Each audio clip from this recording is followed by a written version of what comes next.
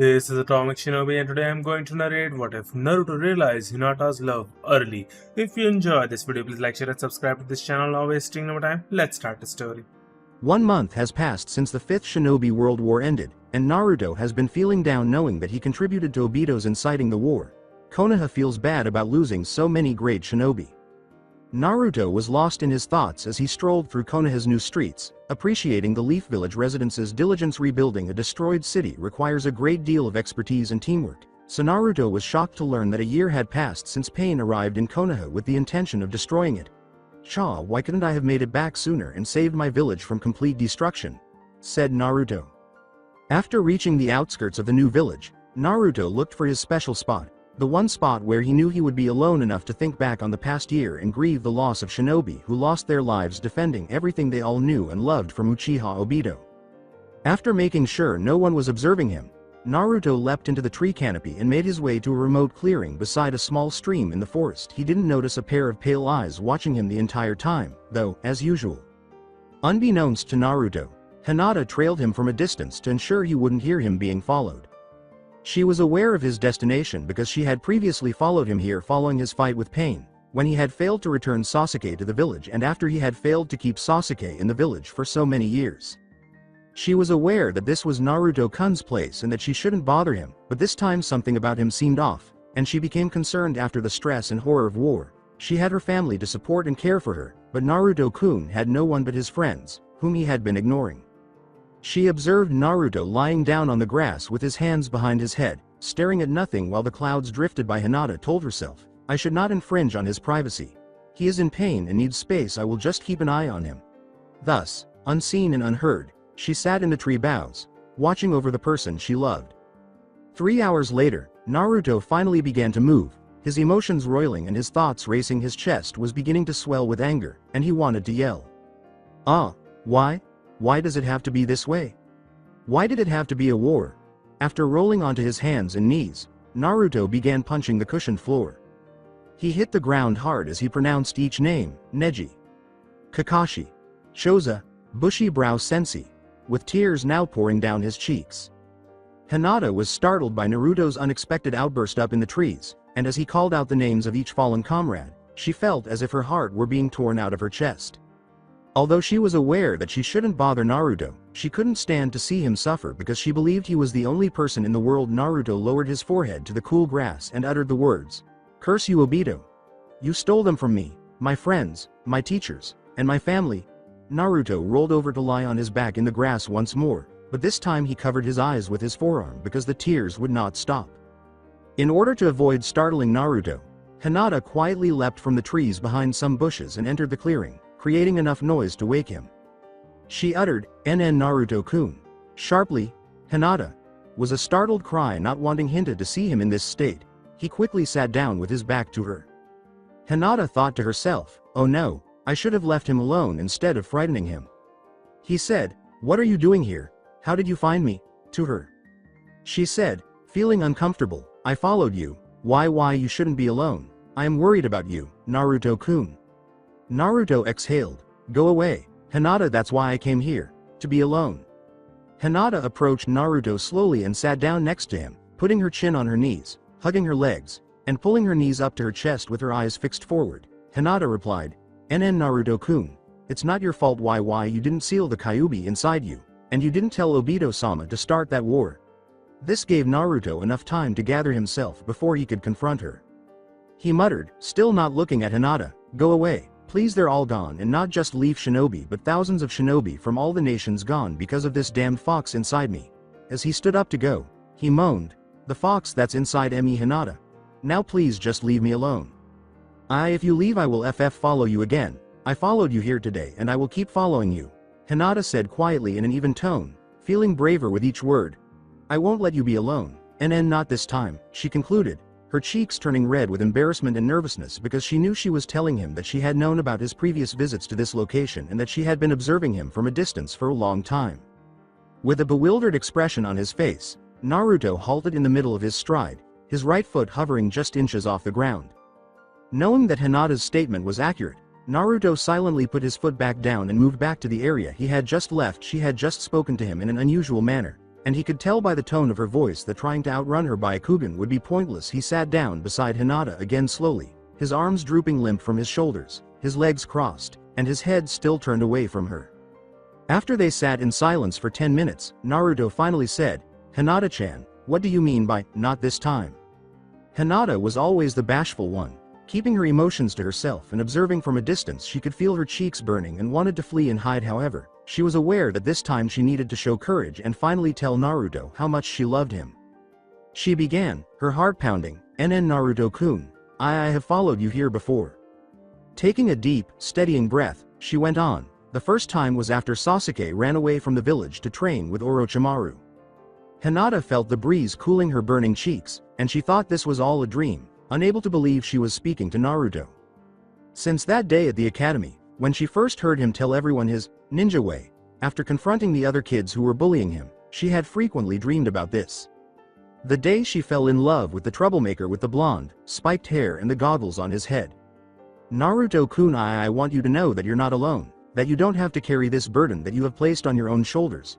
She was unable to stop herself. Now that she had started, it felt like words were unstoppable. "But this time I can't let you be alone. This time you need a friend. We all suffered great losses during the war, but not one person in the village blames you for what happened. This isn't like when we were kids and you were feared because of the Kyuubi." For a moment, Hinata tried to piece her thoughts together with fear still holding her heart. She wasn't entirely sure how she wanted to express what she wanted to say next.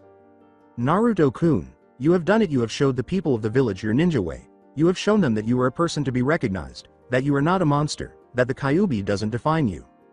After a brief pause she concluded, "That is why I fell in love with you all those years ago, because I always saw you as someone who was strong and could persevere even when nobody believed in you. But I want you to know that I believe in you and I always have, even though I wasn't strong enough to tell you back then, Naruto-kun, and that is why I cannot let you be alone to suffer like this. It feels like my heart is being ripped apart when I see how much you are hurting inside." When she was done speaking, Hinata looked to see how Naruto would respond. Fearing that he would become enraged and push her away. It's never easy to tell someone you love how you feel, and for someone who isn't inherently bold and outspoken, it was nearly too much to handle. Hinata was shocked to see that Naruto's face had not changed. His eyes were still staring straight ahead with that vacant, blank expression. She started to question whether he had actually heard her, and a brand new fear gripped her heart with icy fingers. She didn't think she could deliver that speech again. Both Naruto and Hinata sat silently, with Hinata fidgeting and her nerves in a tangled mess and Naruto still not responding.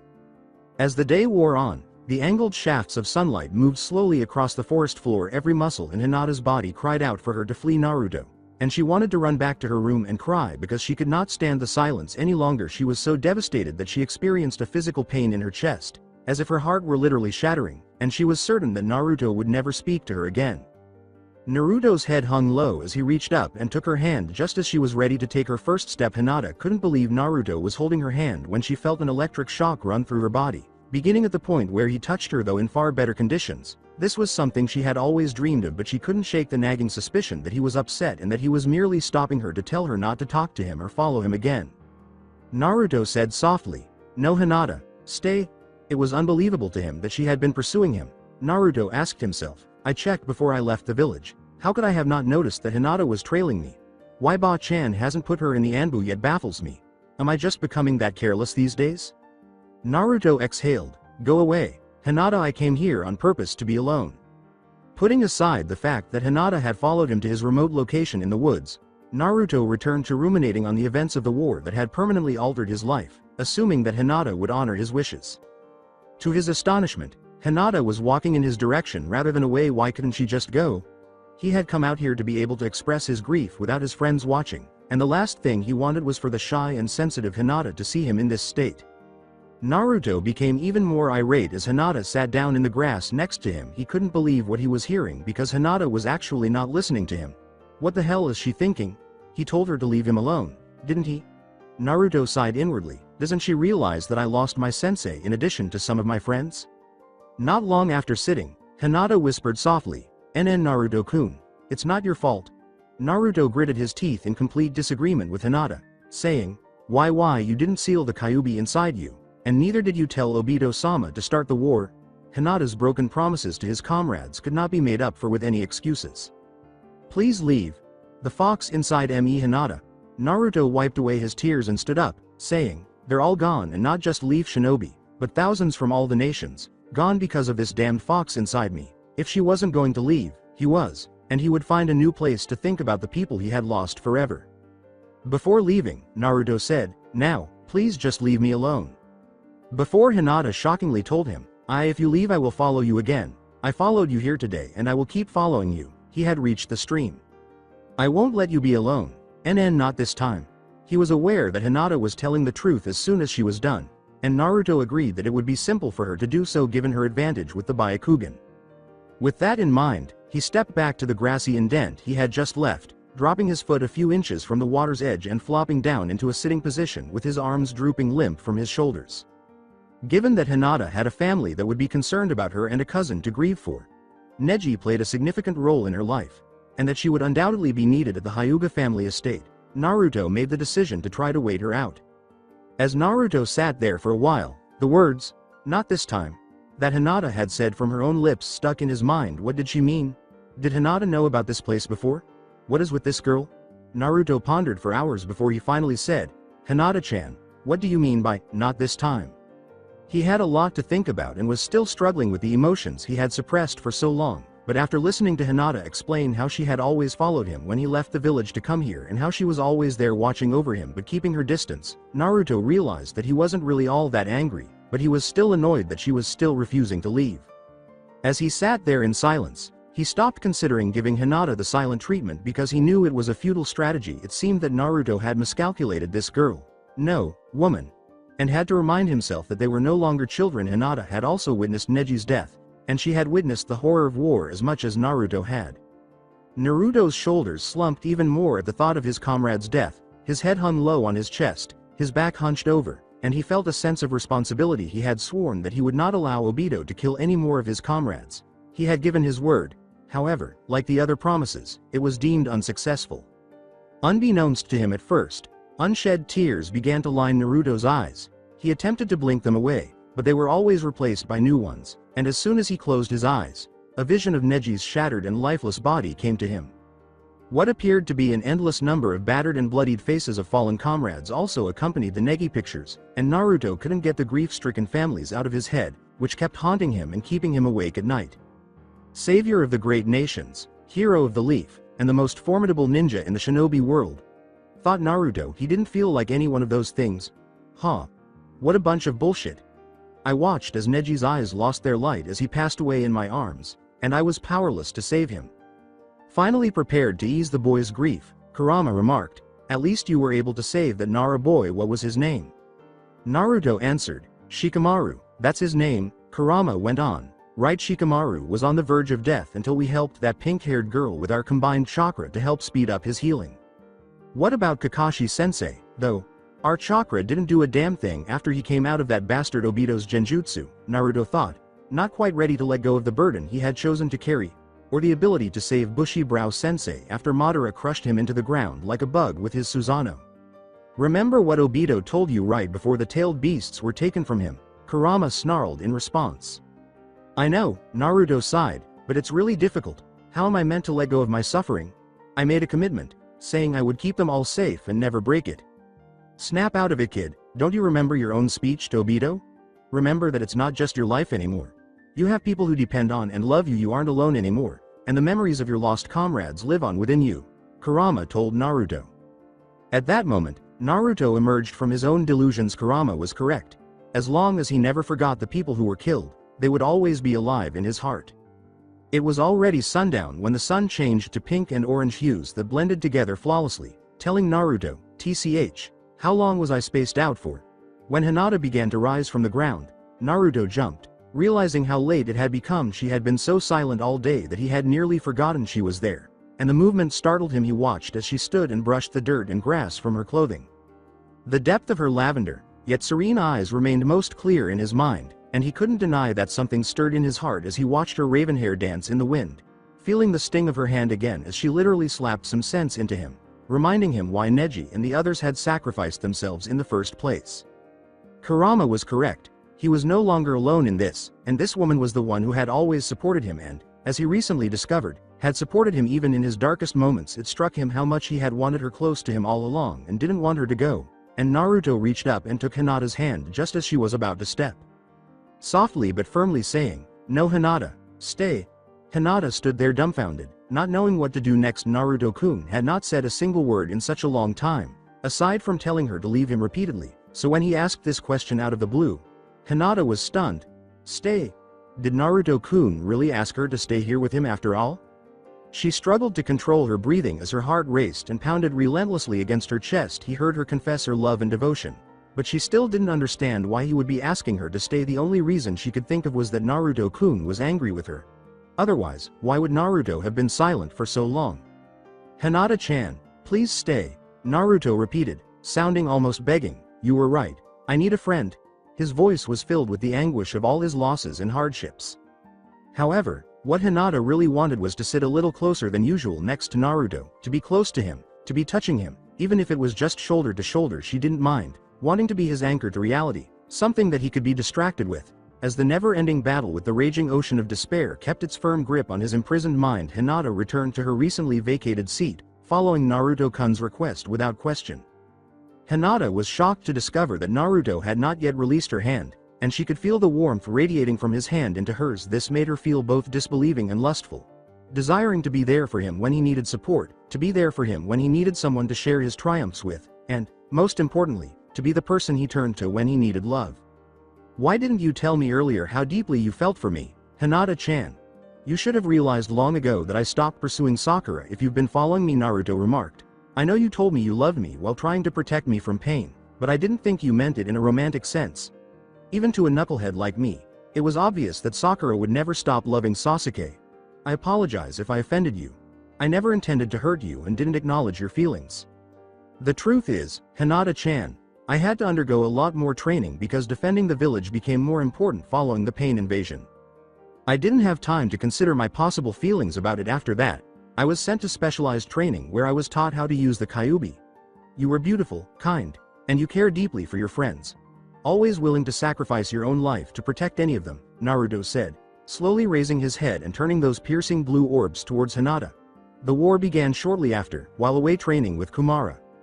I can say that I really do care about you, but I need some time to think about how I feel first. You are as aware as I am of how consumed I have been by my disappointment and grief since we returned from the war on the battlefield. I vowed to protect everyone and not allow anyone else to perish. However, I was unable to fulfill my promise and broke it. I can't stop thinking about how much I would love to go back in time and save Neji and the others. Hinata-chan, thank you for following me today. At first, I was annoyed that you wouldn't leave," Naruto said, almost drowning in his sapphire eyes as he slowly turned Hinata's head to face him. Naruto hesitated a little before raising his hand to her chin and gently cupping it in his strong, calloused, yet comforting fingers. "You see, I've always been by myself and no one has ever given a damn about how I'm feeling. Protecting the Kyuubi from the Akatsuki has always been the only concern of anyone." The way he was staring into her eyes and the smoothness of his normally raspy voice made Hinata melt, and she broke eye contact while he kept his hand on her face. Hinata could feel the heat rising in her cheeks. When Naruto-kun told her that he loved her and was open to considering a relationship, Hinata felt as though she was going to pass out, taking advantage of her one chance. She carefully brought her hand to Naruto's face and placed her palm on his cheek, preparing to meet his eyes directly. "Naruto-kun, I have always been too shy to talk to you so directly, and fearing any rejection by you I stayed in the shadows, longing to be by your side, even after realizing you weren't interested in Sakura," Hinata told the truth. "I've never been confident or very confide, Eep," Hinata squeaked, cutting herself off mid-sentence, when in one sudden and swift movement Naruto pulled her into his arms, resting his chin on top of her head. Her heart hammering against her ribcage and her stomach a nervous ball of knots, she managed to say, "NN Naruto-kun," completely flustered that she couldn't say another word. This was something she had dreamed of since their days at the academy. "Please stay with me, Hinata. Let me hold you in my grasp," he began to say, "Aye," but stopped as his nerves began to jangle. "It's okay, Naruto-kun, you don't need to explain anything. Didn't I tell you earlier, I want to be here for you?" Hinata put her finger to his lips and hushed him. Her voice was hardly audible. When Naruto ran out of things to say, he put his arms around Hinata, bringing her body into his lap and keeping her close. Even though he had previously only imagined holding Sakura in his arms, Naruto found that holding Hinata in his protective arms felt right, as if she had always been the missing piece to his puzzle. As he experienced all of these new sensations, he unconsciously grew more at ease with Hinata, pressing his cheek deeper into her raven hair and breathing in the heady scent of her shampoo.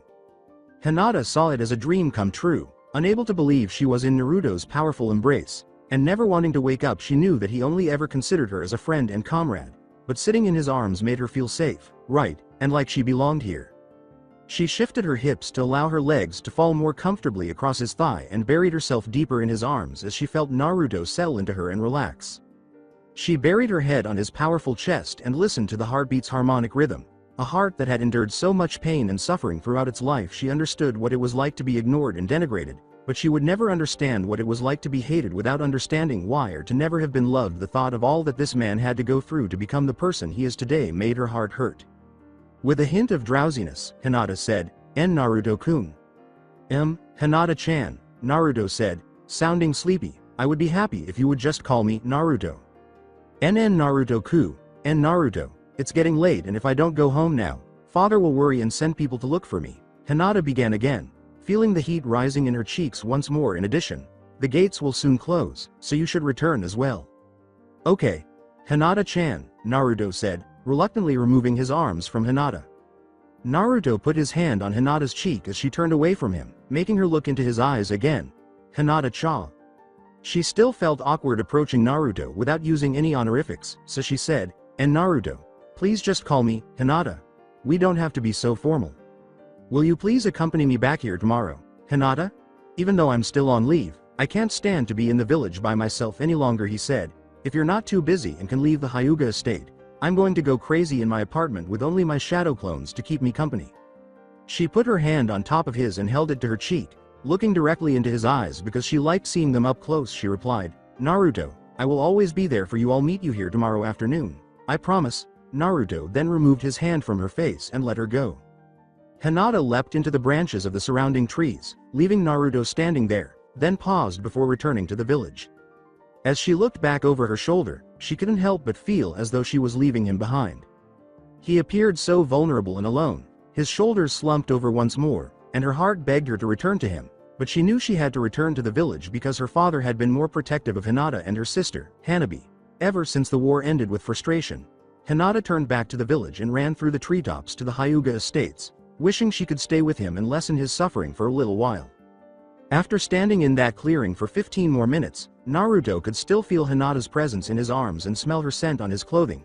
How could I have missed all the signs earlier? Why in the world did I spend so many years pursuing Sakura? He pondered. Bewildered by his new emotions, Naruto followed Hinata's lead and leapt through the trees to return to the village, his one-room apartment, and another restless night filled with death-related visions and nightmares. Following a meal of instant ramen, Naruto lay down on his bed with his arms folded behind his head, trying to process the events of the day. Having left feeling hurt and angry, he returned bewildered and preoccupied, remembering Hinata's confession and his conversation with Kumara. Looking back at his earlier actions, he was most surprised to realize that as soon as he pulled Hinata into his arms, he could feel her against him so clearly, the memory of her scent arousing feelings in him that he never imagined he would experience again, yearning to feel her body against his once more. Knowing all too well that whatever sleep he did find would be brief and erratic, Naruto turned over onto his side and closed his eyes in an attempt to get some rest. As the wooden spikes flew through the air, heading for a prone Naruto, Hinata threw herself between him and the man she had loved since childhood, thinking she was about to be impaled. Neji dove over the two of them and took the full force of the spikes, driving them into his body and discoloring his Jonin vest crimson red. Tonight, he was reliving Neji's death. Last night it was Kakashi. Tomorrow it might be Bushibrao Sensei, or Choza, or one of the many others who died at the hands of the Uchiha duo. Naruto tossed and turned in a disturbed sleep as the nightmare tore through his dreams for another night, seeing Neji fall towards him with the... Naruto shot up to a sitting position covered in a cold sweat, his heart pounding with adrenaline. Wiping perspiration from his brow, Naruto uttered, "Gah, not again. How long did I sleep for this time?" When Naruto noticed that it was only past 1 in the morning, he sighed and threw his blankets off his legs. Swinging them to the side of the bed, he knew that trying to fall back asleep would only result in more nightmares, so he stretched his back before heading to his small kitchen and setting the kettle on the stove for some tea. Sitting at his lonely table, Naruto's mind kept returning to Hinata, and he wished she was with him at this moment. He wondered if she was as awake as he was, and he sipped his tea while dreading the long night hours and trying to make up his mind about what he would do until he met Hinata. While Sasuke was being held in the interrogation unit of the new Konoha Special Services, Sakura was busy at the Konoha hospital caring for patients who were still recovering from wartime injuries. Ba-chan informed him that because he had been a missing nin for so long, the sensory types were still making sure he was no longer a threat to the village's safety, but that he might be released soon under strict supervision because everything was looking good. The only aspect of the war that Naruto did remember positively was when Sasuke arrived to assist in the defeat of Obito and Madara, promising to return to the village after it was all over. The other members of the Konoha 12 were either staying with their families or assisting with the reconstruction. The Kyuubi said, "Go to her, Naruto. Go to the Hyuga estate and see if she is awake." "What? The Hyuga estates are patrolled all night, so I can't do that. If I did, I'd be caught and run the risk of getting Hinata in trouble with her father," Naruto said. "Naruto, why wait until the afternoon when you know you want to see her again? You know the Hyugas have the Byakugan. I'll be spotted right away. Then check the watch. They can't keep their Byakugan on all the time, or else you could have a chance to sneak in without being caught." It took a lot of chakra and effort to keep the Byakugan activated, so there was a chance he could go check on the woman who had been his watchful eye for so long. Now the roles are switched. Naruto sat there for a few moments before concluding that Kumara was correct. After passing his sniff test, he moved over to his pile of discarded clothes and put on his signature orange clothes. He chuckled to himself and remarked, "I really should get around to washing these." Naruto stormed out the door, leaving a half-drunk cup of tea on the table, heading for the Hyuga estates. Stopping across the street, sliding behind some construction materials, and gathering natural energy in preparation for his plan to enter Sage mode and use his senses to locate the night patrol guards. When he eventually came out, his pupils were flat and horizontal, with orange lining his eyelids. He was able to see where all the guards were by moving silently around the Hyuga estate's perimeter, and as a bonus, he discovered Hinata's well-known chakra in a room at the back of the property. The Hyugas constructed their new estates from the crater created by the Shinra Tensei blast pain unleashed, and Naruto benefited from this because the Hyugas considered backing onto a cliff wall to be a tactical advantage. There were fewer guards posted there. In fact, Naruto had only found one, and it was obvious that he was a very bored and sleepy guard, and the remainder of the estate was surrounded by a 10-foot solid stone wall. In order to walk straight up and over the wall with ease, he began to gather chakra at the soles of his feet. As he approached it, however, he noticed something near the top of the wall that he had not been able to perceive before. A seal that would activate the alarm if anyone other than a Hyuga crossed the estate boundary. TCH. Hiashi sure is a cautious clan head, isn't he? To himself, Naruto mumbled. Kumara jeered. "Ha, I bet you wish you knew your father's Hiraishin no Jutsu." "Oh no. Keep quiet, Kumara. Perhaps later this morning, I'll visit Ba-chan to request the scroll that contains the jutsu," Naruto remarked. Kurama said, "Actually, that's a really good idea, coming from you, which is rare," Naruto stated. "I wonder if the jutsu would get past the wall seal without setting it off." Ignoring his remark, "I'll need to inquire with Hinata about that." He continued to think about the jutsu and how it would be nice if he and Hinata learned it together. As he walked back to his apartment, the more he thought about it, the more he liked the idea of seeing her without the village's prying eyes, and he liked the idea of Hinata paying him a surprise visit. He couldn't recall the last time he had smiled, but today was undoubtedly one that he did. Naruto twisted the doorknob and slid his key into the lock, causing the door to click noisily. As he entered his apartment and stopped on the threshold, he realized how untidy and filthy it was. Evidence was strewn all over the place. Trash and filthy clothes were piling up all over the floor, and the kitchen was covered in ramen cups that were scattered across the counters and filled the sink. "I need to start cleaning up if I'm going to ask Hinata to learn the Hiraishin no Jutsu with me." A wry smile spread across his face as he pictured Hinata paying him an unexpected visit. Naruto shut the door behind him and turned to face his clock. "Oh, only an hour was spent away from me." Making the all-too-familiar hand signals, he yelled, "Kage Bunshin no Jutsu," to the empty room, complaining, "I was hoping to kill more time than that." He decided that now was the best time to begin cleaning, learning that jutsu isn't only useful in battle. He laughed, knowing that he would need at least a week to complete everything on his own. "I can now complete my chores 3 times faster. All right, guys, let's clean up this place." As soon as the 3 clones appeared, he shouted encouragement. He pointed excitedly to the clone on his left and said, "You pick up all the empty ramen cups and take out the trash." He then swung his arm to the next clone in line and said, "You gather all the dirty clothes and take them to be washed." Finally, with excitement still in his voice, Naruto yelled, "You help me with the dishes and washing the floors." "Yosh." After responding in unison, the 3 clones started working. Now that the 4 Narutos were running around the small apartment, Taking out the trash, doing the laundry, and cleaning everything they could find, they were able to finish the massive task quickly by the time they were done. The sun was just beginning to rise above the horizon, and the apartment no longer looked like it had been hit by a hurricane, nor did it smell like a sickly concoction of sour milk and month-old ramen. Knowing that it was still too early for Ba-chan to be there, but not wanting to waste any more time, Naruto left his apartment for the second time that morning and went to the Hokage's office armed with this knowledge and feeling a little like his old childish self. He decided that it might be fun to pull a small practical joke. Naruto headed toward the perimeter wall that encircled the offices, taking the street that would take him to the right side of the Hokage building. As he got closer to the wall, he leapt to the top of it, then leapt to the roof that housed the academy, running along the roof to the back where the windows to the Hokage's office were.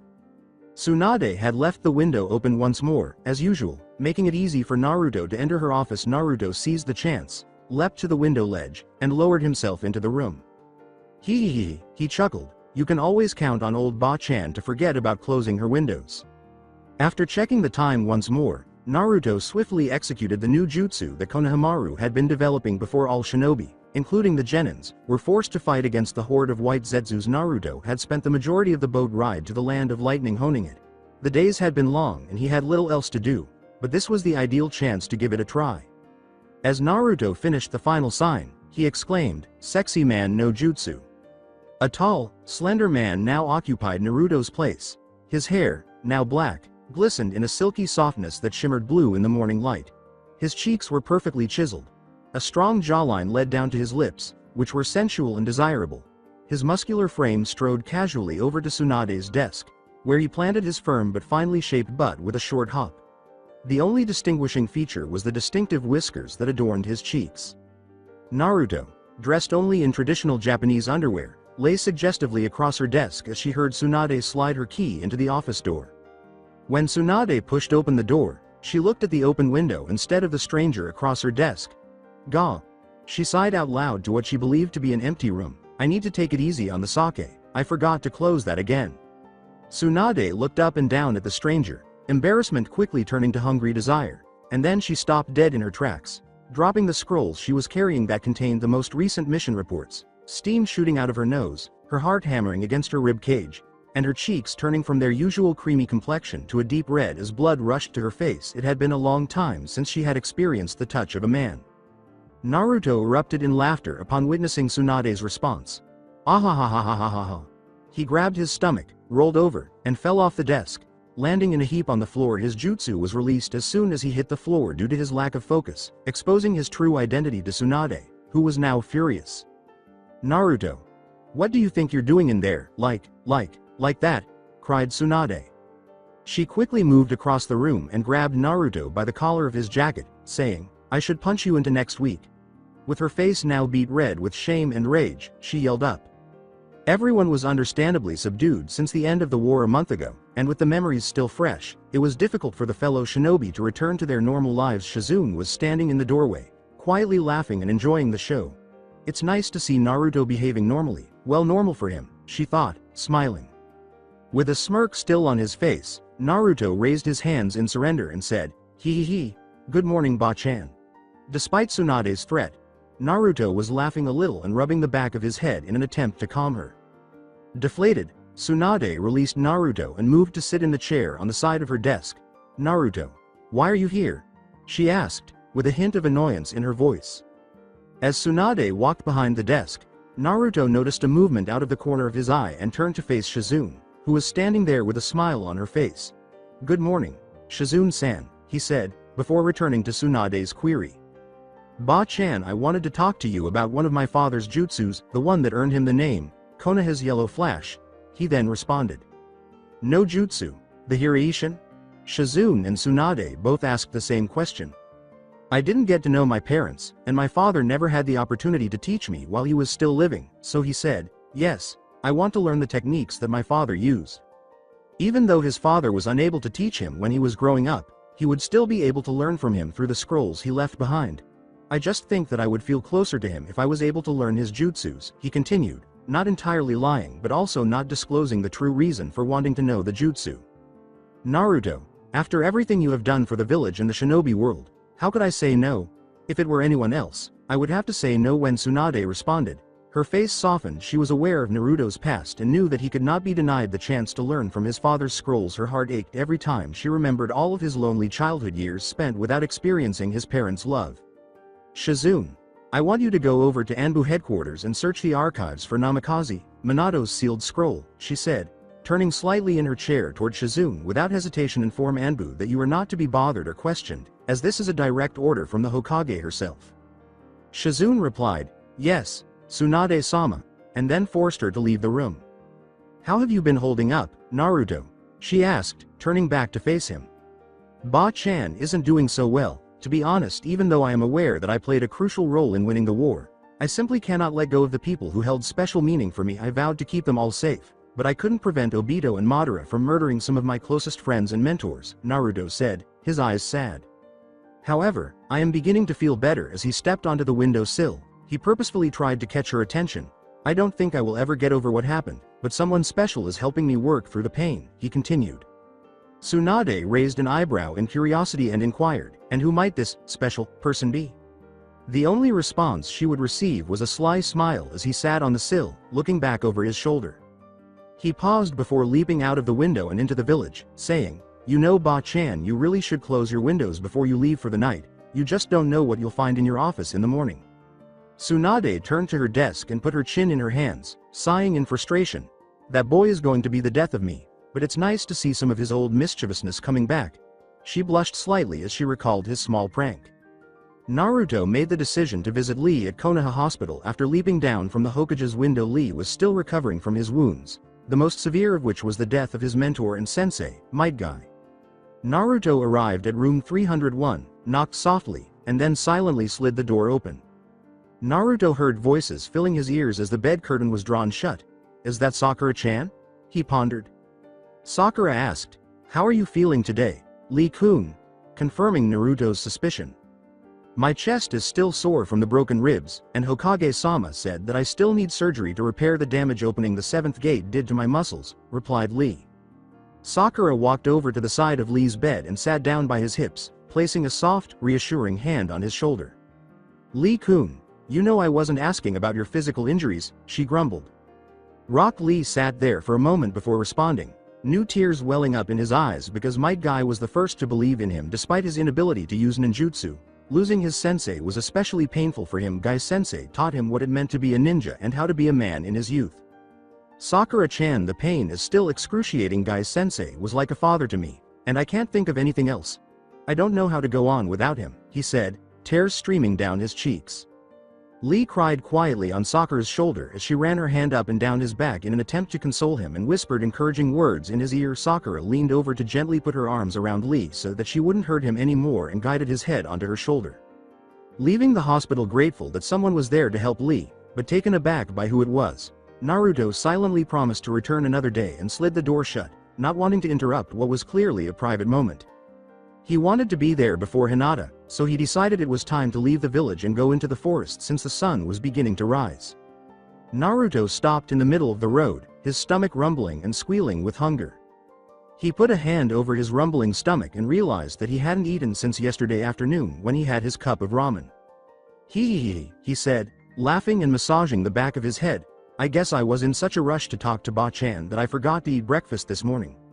He stopped at the store, picked out a couple of flavor-infused rice balls, his favorites are pickled plum and spicy tuna, and paid for them at the counter, knowing that he would be spending the remainder of the day in private with Hinata and that he wouldn't have many opportunities to eat again until they returned this evening. He then continued walking through the village, eating the rice balls as he went. By the time he arrived at the village gates, the rice balls had long since been eaten. The guards waved back to Naruto as he passed through the entrance, and he proceeded along the well-worn path until he came to a tree with a knot that resembled a cat's butt. Before turning off, he then made his way through the tree canopy to the remote location he had always thought to be private. Something Hinata proved to be untrue, something he was glad to be untrue. He was relieved that he had arrived ahead of Hinata, so he hid himself in the branches of a big tree that surrounded the clearing. He intended to wait in hiding until Hinata arrived and watch her for a few minutes. Still not used to the attention that Hinata was willing to give him, he wanted to see how sincere her feelings were by her reaction when he didn't show up. Naruto looked up at the sky and realized that it should be about time for Hinata to arrive, so he settled into his hiding place and impatiently waited. The rustle of a nearby tree's leaves startled Naruto, who turned to see Hinata sitting on a low branch. "I think she's trying to let me know she's here," Naruto said. He watched as Hinata stayed on the branch for a moment, looking around for him, and then leapt down into the clearing to wait. "If she followed me here all those times, there is no way she made so much noise by accident." In the midst of the clearing, feeling vulnerable and alone, Hinata wrapped her left arm around her chest and rested her right elbow on her left forearm. She chewed on the index finger of her right hand, surprised that Naruto wasn't already there, and said out loud, "Anyo," to the empty clearing. "How could I be so stupid?" Hinata began, scolding herself. "I knew it was too good to be true. Naruto-kun would never be interested in someone like me." She continued to shift her weight from foot to foot and occasionally raised her head when she heard something, always hoping that it was Naruto coming to meet her. When he realized how much his absence was hurting her and didn't want to upset her anymore, Naruto leapt to the ground behind the tree and walked up behind Hinata, putting his arms around her shoulders and drawing her close to his body because she was so preoccupied with her own self-destructive thoughts. Hinata didn't hear Naruto approaching from behind, and when she felt him do so, she tensed up. He whispered in her ear, "I'm here, Hinata." Hinata eased up after hearing his voice, crossing her arms across her chest and grabbing his elbows to draw him closer as she needed to feel the safety of his arms. She stammered, "NN Naruto." "ITHTH thought." Naruto interrupted her mid-sentence and spun her around in his arms, hushing her as his lips found hers. He was still struggling with his true feelings for her, and as he approached her, he wasn't even thinking about kissing her, but as soon as he put his arms around her, a powerful desire swept through his body. When she began to stutter again, he realized that she was reverting to her old habit of doubting herself, and he hated himself for making her feel so anxious. He did the only thing he could think of to show her that she had nothing to be concerned about how she felt about him, and how he was starting to feel about her. Naruto put his palms on her cheeks and used his thumbs to wipe the tears from Hinata's eyes. He then gently said, "Hinata, I'm sorry." Tilting her head up just enough to make her look him in the eyes. "I apologize if I caused you to doubt yourself," he added, his eyes welling with tears. "Hinata, the last time a girl told me that she loved me, it was a trick to convince me to give up on my quest to bring back Sasuke. I just had to see for myself. I had to be certain that you liked me." Even though his heart was rapidly becoming Hinata's, he could still feel a sharp pain in it when he thought about how much Sakura broke his heart with her false declaration of love. His tears began to flow as he recalled the day that she came and confessed her love in an attempt to stop him from pursuing Sasuke. In stunned silence, Hinata stood in Naruto's arms and exclaimed, He just kissed me." As Naruto's words took hold, she shook her head and thought, "He has only ever known heartbreak and hatred. What does he do? How does he manage to keep smiling and moving forward?" She was aware that the smile he put on for everyone was a well-practiced fake, but it still broke her heart to consider how much he had endured at the hands of his friends as well as the villagers. Hinata wiped away his tears and placed her palms on his whiskered cheeks. Then, looking up into those pained eyes, she stood up on her toes and kissed him back. Leaning into him and keeping her balance with an arm around his neck, they both closed their eyes as the kiss lasted, each of them trying to erase the other's pain and relishing the sensation of the other's lips. Hearts pounding, blood throbbing, sweating palms. Yes, this was the moment when Naruto and Hinata realized how much they loved one another. "I'm sorry that you were hurt so badly in the past, but I want to assure you that my feelings for you are real," Hinata said, lowering herself back onto her feet and breaking off the kiss while leaning slightly back on her heels and looking up into his face. She locked her gaze on his and vowed, "I would never want you to suffer like that again." Without hesitation or pause, Naruto continued his descent until we were lying in a patch of soft, fresh grass gazing up at the vastness of the sky above. He watched as giant fluffy, virginal white clouds made their lazy way past them. Naruto dropped their hands from each other's faces, grabbed Hinata's hand, and led her to the center of the clearing. He sat down and pulled her with him.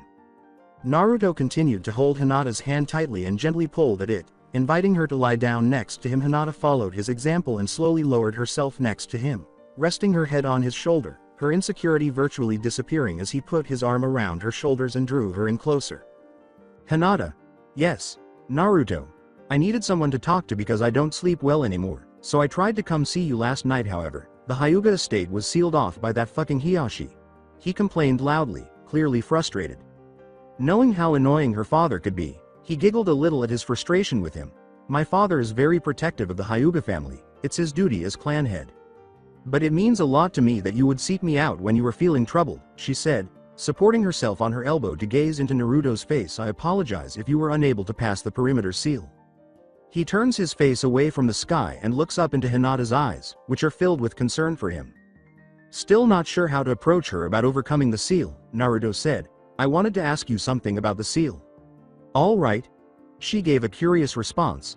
My father employed a space-time jutsu technique that involved marking a location with a unique seal, after which you were transported there by performing the jutsu. Would that get past the perimeter barrier your father has put in place? Hoping she would say it would, he asked. She pondered his question for a minute before settling back on Naruto's shoulder once more. I'm not sure if I can respond to that. It's never been tried before. She acknowledged that it wasn't the response Naruto was hoping for, but she couldn't really ask her father about it without raising suspicions and making him install more detection seals.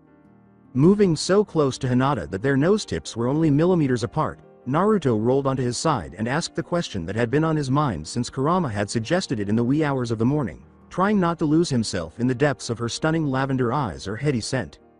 He began by attempting a pet name, Hina. I met with Ba-chan this morning to ask for the scrolls that contained my dad's jutsu, the Hiraiishin no Jutsu. Space-time jutsu I just mentioned is one of them. Hinata, would you like to learn the Hiraiishin no Jutsu with me? He blurted after taking a deep, soothing breath. When Hinata lay there, her body still buzzing with excitement, she simply couldn't believe it was all happening. His kiss turned her legs to jelly, and she would have fallen over if he hadn't held on so tightly. Then, before she knew it, she was kissing him, sending her head into a dizzying spin, and her body feeling lighter than air despite her long-held dream that he would feel the same way. She couldn't believe that her dreams were coming true because she had been told she was nothing but a letdown for years. She could feel her eyes beginning to sting with tears once more. Everything was happening so quickly that she was finding it difficult to focus on any one emotion. She started by feeling abandoned and betrayed, which filled her heart with despair because she knew that if she were rejected by Naruto, she wouldn't be able to deal with or recover from the emotional trauma. Then, all of a sudden, he was there, putting his arms around her, spinning her around, and kissing her. His lips, which were a little rough but soft, sent waves of pleasurable heat through her body, causing her to perspire, and her head to drop, her vacant eyes staring at Naruto's chest. Her head spinning from the whirlwind of emotions, she broke eye contact with Naruto and slowly closed her eyes as she tried to gather her thoughts. She could feel her tears starting to spill over as she thought back on the last 60 minutes, her ability to focus on any one thing leaving her body. She tried to pay attention to what he was saying. Naruto became concerned that he had offended Hinata once more when he noticed that her tears were beginning to well up again. Baka. I had to make her feel bad again, but why? Oh no, that's not what I intended to do.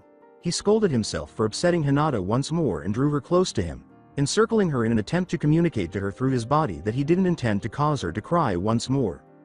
I'm sore, he started. Yes, she repeated, softer this time, before finally blurting out. After wiping away her own tears, Hinata opened her pupilless orbs and looked into his eyes, which were so pained that she thought she could see the Kyuubi waving back to her. His face was filled with concern for her.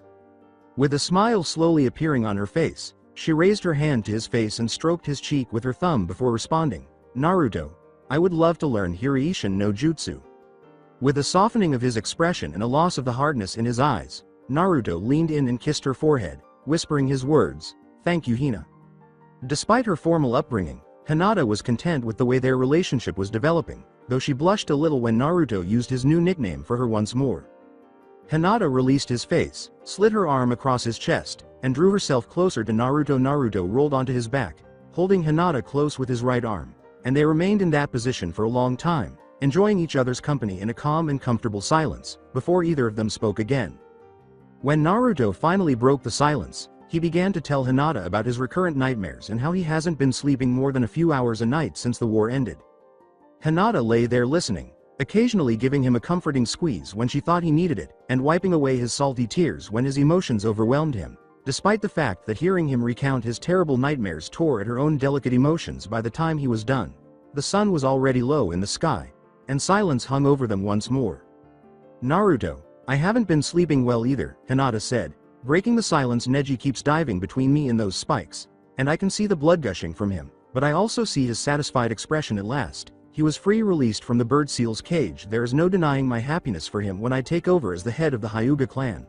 I will put an end to the torture he endured because of that seal, she concluded with a voice full of conviction. I never break my word, and I swear to you on that my ninja method is that.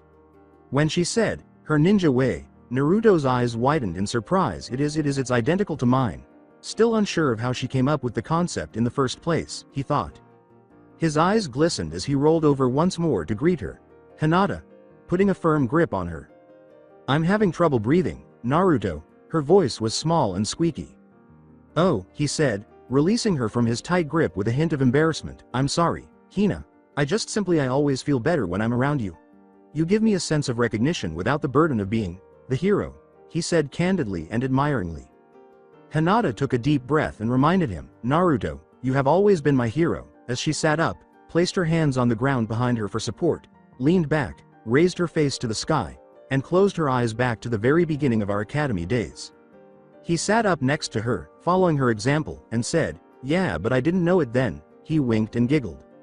Leaning against his shoulder, she couldn't help but agree. Hinata sighed, wishing they didn't have to return so quickly. It's getting late again. Don't you have to return now? He asked in the same way that he said.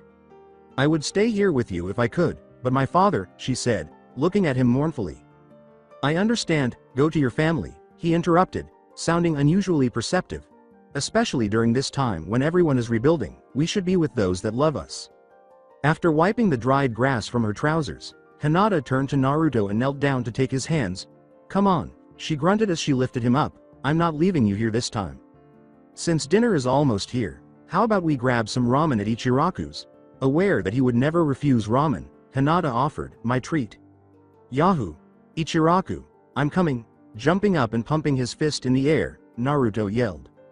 As she laughed at Naruto's antics whenever anyone brought up ramen, Hinata released one of his hands and placed it in front of her mouth. Knowing that he loved the noodle soup, she secretly pondered whether he ate anything else. Pulling Hinata by the hand, Naruto exclaimed, come on. He was already salivating over the prospect of tasting the renowned Ichiraku ramen. She followed Naruto through the woods, letting herself be pulled along. When they reached the main road that would take them back to the village, Naruto stopped abruptly, and Hinata bumped into his back, catching him off guard. Rubbing her forehead, Hinata let out a little yelp of pain. Ow! Naruto turned to face her and said he was sorry for stopping so abruptly. Sorry before we returned to the village. I just wanted to say thank you again. Thus I appreciate you being there for me, Hinata, for staying when I told you to leave yesterday, for seeing me for who I am rather than the monster that lives inside of me, and for not expecting me to be a hero. But above all, I appreciate that you still love me, but I wish I could have seen it sooner. If I knew then what I know now, I wouldn't have foolishly chased after Sakura so long, he said, lowering his face to hers and planting a gentle kiss on her lips. When they finally arrived at the road leading home, he took her hand once more and led her out of the forest. The sun had nearly set when they arrived at the village gates. The Junin on duty that day were about to close the gate when they noticed two figures strolling down the street. Sorry, no visitors after dar. The Junin on the left cried, but they were stopped. Hey, not even the hero of the shinobi world, would you say? Naruto responded with a shout. Naruto smirked and turned to face Hinata. He. I guess that title does come in handy from time to time. Naruto, you should not play with people like that, Hinata said, jokingly striking him in the arm. As they went through the gate, Naruto continued to laugh, relishing the priceless expressions on their faces. Did you catch a glimpse of their faces? Hinata's cheeks turned pink again as she said, "Oh no, Naruto, it's because you are still holding my hand." Gazing down at their entwined fingers, Naruto said, "He, I guess I am."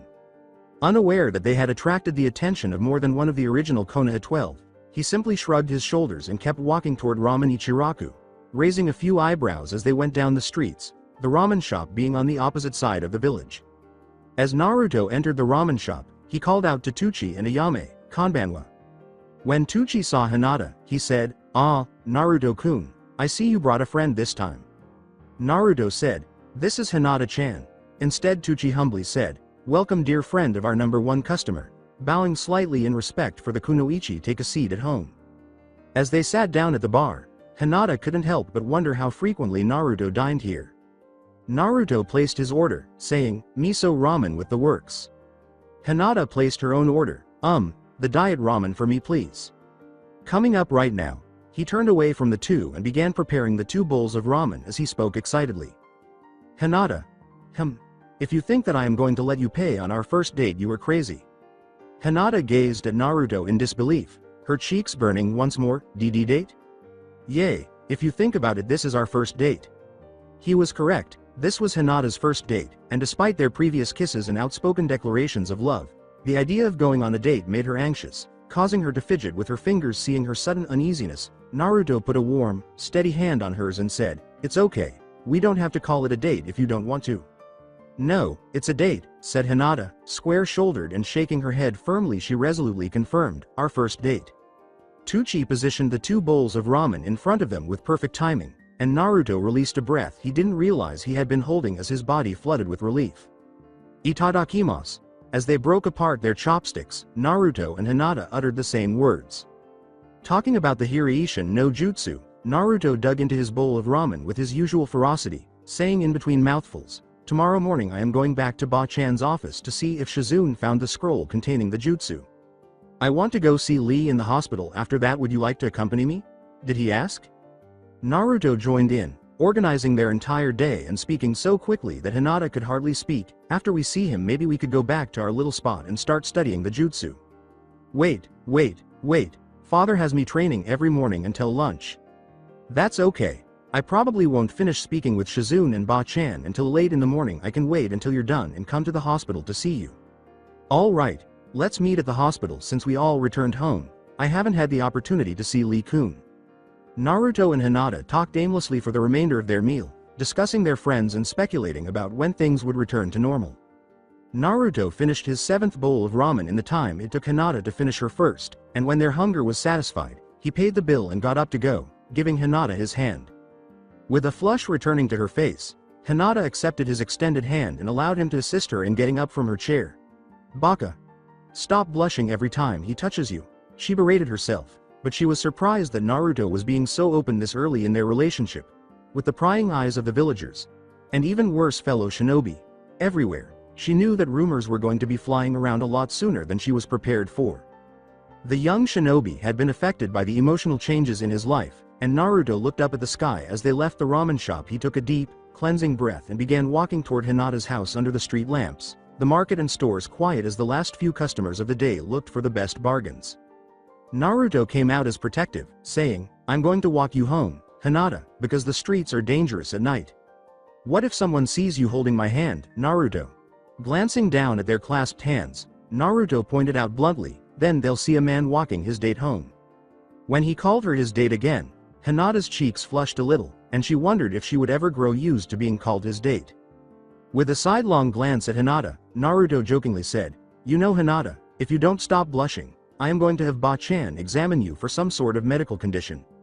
As more blood rushed to her face, Hinata's eyes widened in panic and her cheeks turned a deeper shade of pink. She stopped him where she was by planting her feet and saying, "You wouldn't dare." "Oh, of course I wouldn't, Hina. You get worked up so easily, though, that I couldn't help myself." Naruto's confession left Hinata speechless, and as his words sank in, her eyebrows knitted together, her panic swiftly turning to annoyance. "You're mean." With a pout, she took his hand away and folded her arms across her chest. "Ah, come on, Hinata, I was only playing around," he said nervously, now worried that he offended her, making her angry with him mere hours into their relationship. Naruto felt the icy clutch of desperation take hold of his body the moment Hinata released his hand. He needed her hand, he needed to feel connected. Hinata stood there making light of the situation herself, watching as Naruto's expression changed from joyful and playful to pleading and desperate as his emotions swept over his features. Hinata began to laugh, feeling sorry for him, and said, "I guess I'm not the only one who gets worked up so easily." As the realization of what had just transpired dawned on Naruto, his eyes widened in surprise. She tricked me. He didn't believe that this timid woman was capable of such cunning. "You got me, Hinata. Haha, should we start?"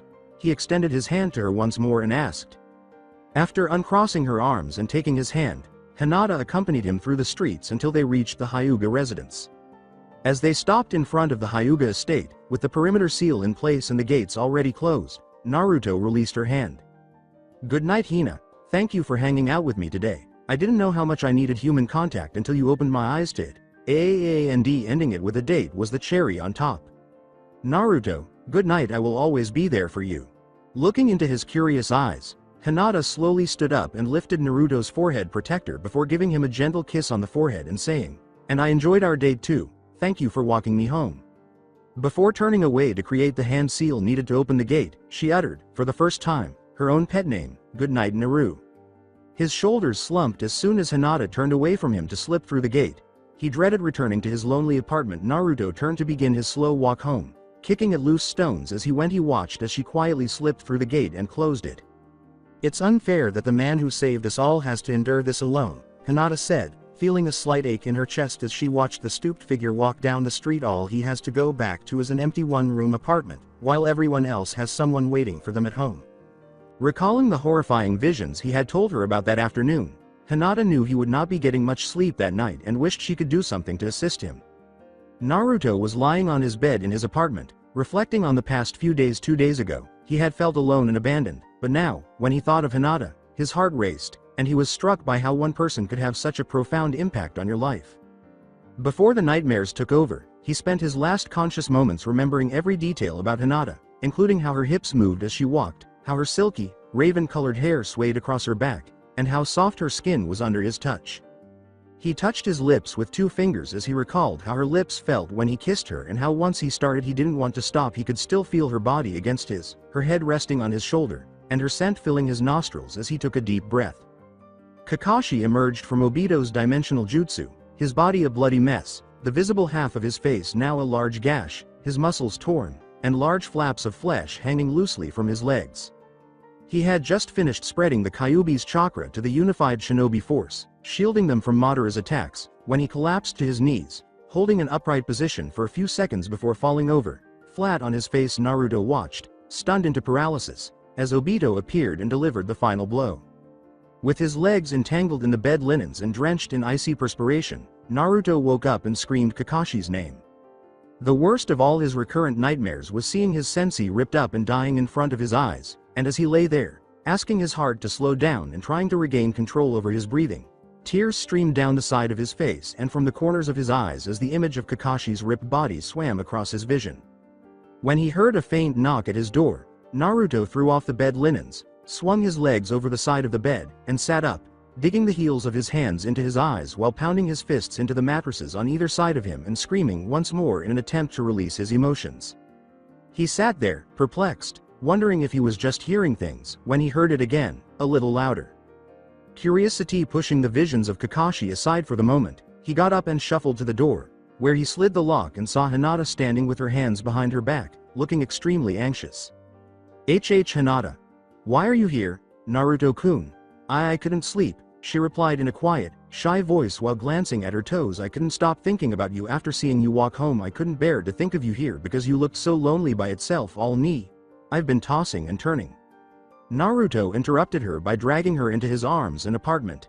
"Thank you, Hinata," he whispered, grateful for this woman who knew him so well, as he buried his face in the hair that gathered at the nape of her neck. When Naruto pulled Hinata into his arms, her anxiety disappeared, and she knew she had made the right choice in coming to his apartment. After hearing the pain in his voice, his face was a mixture of tension and relief when he realized who was knocking on his door so late at night. As she tenderly cupped his head with one hand and gently rubbed his back with the other, she could feel his tense muscles begin to relax. "Is everything all right, Naruto? When I was coming up the stairs, I heard you screaming," Hinata said in a worried tone. "Hinata, everything is fine now that you are here," he answered, his voice still shaking from his nightmare. After releasing Naruto, Hinata guided him by the hand to the low table, which was his only dining room furniture. She put her hands on his shoulders and gestured for him to sit, letting him take his heavy sweater off and hang it on the hook by his door before walking to the corner of the room he called his kitchen, and turning on the kettle to make tea.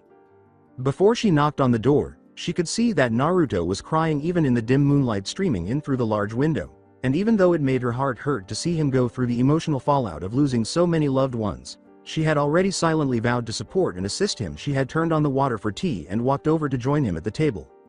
Naruto and Hinata sat in an awkward, deafening silence as the kettle boiled, and when the kettle whistled, Hinata was startled out of her reverie and hurried back to his kitchen to prepare the tea. Naruto was so engrossed in his thoughts that he failed to notice the kettle whistling or Hinata rummaging through his cabinets for tea. "It's unbelievable that she came here. Did she claim to have heard me yelling? Holy shit. The clones and I cleaned this dump this morning, which is fortunate." After a little more searching, Hinata discovered the teacups and a serving tray to carry everything back to the table with the tea and the teapot in hand. She measured out some tea leaves and poured hot water over them. Hinata poured a cup of tea for each of them as they sat down at the table once more. Breaking the silence, Hinata put her hands around her cup, letting them absorb the warmth of the tea. "Want to talk about it?" After attempting and failing to conceal his feelings from Hinata, Naruto turned his head away, closed his eyes, and took a deep, calming breath before turning back to face her. He said, "I'll be okay, Hinata, don't worry about it." His breath caught as his emotions attempted to take over once more, and he flashed her the smile he always used when he was trying to hide his true feelings. Hinata played with her cup, staring at the tea as ripples played across its surface. Not fooled for a moment by his fake smile, she wished she could make his nightmares go away more than anything else, but she was at a loss for words to console him. "Hina," he muttered, "be less depressed. I appreciate your desire to put an end to my nightmares, but I am unable to discuss them. You witnessed their demise while you were there. I simply miss them terribly." As a pang ripped through his chest, Naruto grabbed at it, causing tears of frustration and longing to sting his eyes. Naruto let his tears fall from his chin onto his lap, revealing to Hinata how much he missed his sensei. Hinata swooped down on Naruto without hesitation, throwing her arms around his wide shoulders and bumping into the table, which caused the tea in the cups to spill over the lip and pool around the base. She drew him in close, letting his head rest against her ample chest. Hinata could understand why he wouldn't want to discuss his nightmares, because she was there when they all died, and she would be there to console him when he needed someone to shield him from his personal demons. While Hinata whispered comforting and reassuring words, Naruto sat sobbing against her chest until he was at last able to control his emotions. The faint vibrations from his deep voice sent a chill down Hinata's spine as he muttered, "Hina, just having you here is all I need." Hinata sat back on her heels, releasing Naruto from her grasp, and cupping his face in her hands, forcing him to look at her. "I told you before that I will always be here for you." Hinata's eyes widened as the vibrations from his voice sent a wave of pleasure through her body, causing goosebumps to now cover her flesh. "Yes, I do recall you saying that. However, Hinata, all of the people who have promised to support me have never done so when my needs had nothing to do with strengthening and training for me. It has always been Ero Sennin, Kakashi Sensei, the third, and Iruka Sensei. I love them all and I miss them. I know they loved me too. But they all went home when it was time to call it a night, so I had to return." With his arms extended to point to the tiny apartment, Naruto uttered the words, "alone." When Naruto recalled something Hinata had said to him during dinner, his head shot up. "Wait, since it's late and you mentioned that you train with your father every morning until lunch, are you certain that being here at this time is acceptable?" Lady Tsunade granted everyone leave from most duties, so most of the Leaf Shinobi were enjoying some well-earned time off, and Hinata thought of her father's reaction when he discovered the note she left behind, and she left it rather vague, but she didn't think he would be too upset. "Oh, Naruto, worrying about other people when you should be worrying about yourself is so typical of you. It's alright. I told father in my note before I left that I would be taking a few days off from training," she replied in response to his query. The obstinate expression on her face and the resolve in her voice made it impossible for Naruto to argue when she put a finger to his lips and said, "Besides, it's not like I won't be training at all. We have a new technique to learn, remember?" He didn't really want to argue with her anyway, and he was looking forward to spending more time with her, so he put aside any arguments he might have had after seeing the resolve in her gorgeous lavender eyes. If he could wait until after her morning training sessions with her father, that would be ideal. She wasn't lying to Naruto when she said that she couldn't sleep tonight and that after a long, emotional day, exhaustion was catching up with her, and the herbal tea was only making her feel more drowsy. Hinata returned to her previously cleared spot and took a sip of her tea before putting down her cup and suppressing a yawn. Hinata's head was getting heavy, so she put her elbow on the table for support and rested her chin in her hand. Her eyelids were getting heavy, and she started to fall asleep. She caught herself before hitting the table with her face, and she felt ashamed. She glanced at Naruto to see if he noticed her falling asleep, but he was too preoccupied to notice. Hinata decided to lay her head down on the table with her arms crossed to avoid any potential embarrassment, and she fell asleep nearly immediately after her head touched her arms. Naruto was about to ask her if she would like to accompany him to Tsunade's office later to inquire about the progress of the fourth scroll when he said, "Hey Hina," but he decided it would be best to wait until morning after noticing that she was sound asleep at the table. Looking at Hinata's calm face, Naruto thought, "Ah, she's so cute when she is sleeping." He reached over and gently brushed her hair away from her face, stroking her bare cheek. She looks so peaceful. Stretching the kinks out of his exhausted body, Naruto used the table as leverage to push himself up to stand and took a few steps to stand behind Hinata. He knelt down and easily picked her up by slipping one arm under her knees and the other across her back and under her arm. Leaving the tea alone, Naruto carried her to his bed, brushed the blanket aside with his foot, and laid her down gently. He then straightened the blanket, pulled it up over Hinata, and tucked her in, kissing her forehead tenderly before sitting on the edge of the bed next to her and thinking, the first time I have a girl in my bed and she's dead asleep." Naruto lowered himself to the floor, sat next to his bed, and watched Hinata sleep as he allowed his mind to wander. Already rearranging their plans for the next day before long, Hinata started to thrash in her sleep, her own nightmares haunting her. In an attempt to soothe her, worried Naruto put a warm hand on her face and ran his thumb over her cheekbone. As a father might do with his child, however, she still felt constricted around her eyes as invisible images flashed beneath her eyelids, and he could only speculate as to what she was likely seeing. The last thing he remembered was the little sigh that escaped Hinata's lips before he felt the tension leave her body. Naruto tried his best to comfort her by sliding into the bed next to Hinata, lying on his side so that he was facing her, carefully sliding one arm under her shoulders, and guiding her as he slowly rolled to his back so that her head came to rest on his shoulder. Naruto woke up as the bright morning sun shone directly into his eyes through the window. He yawned loudly and stretched his arms above his head before freezing and saying, "Sleep? Was I simply asleep?"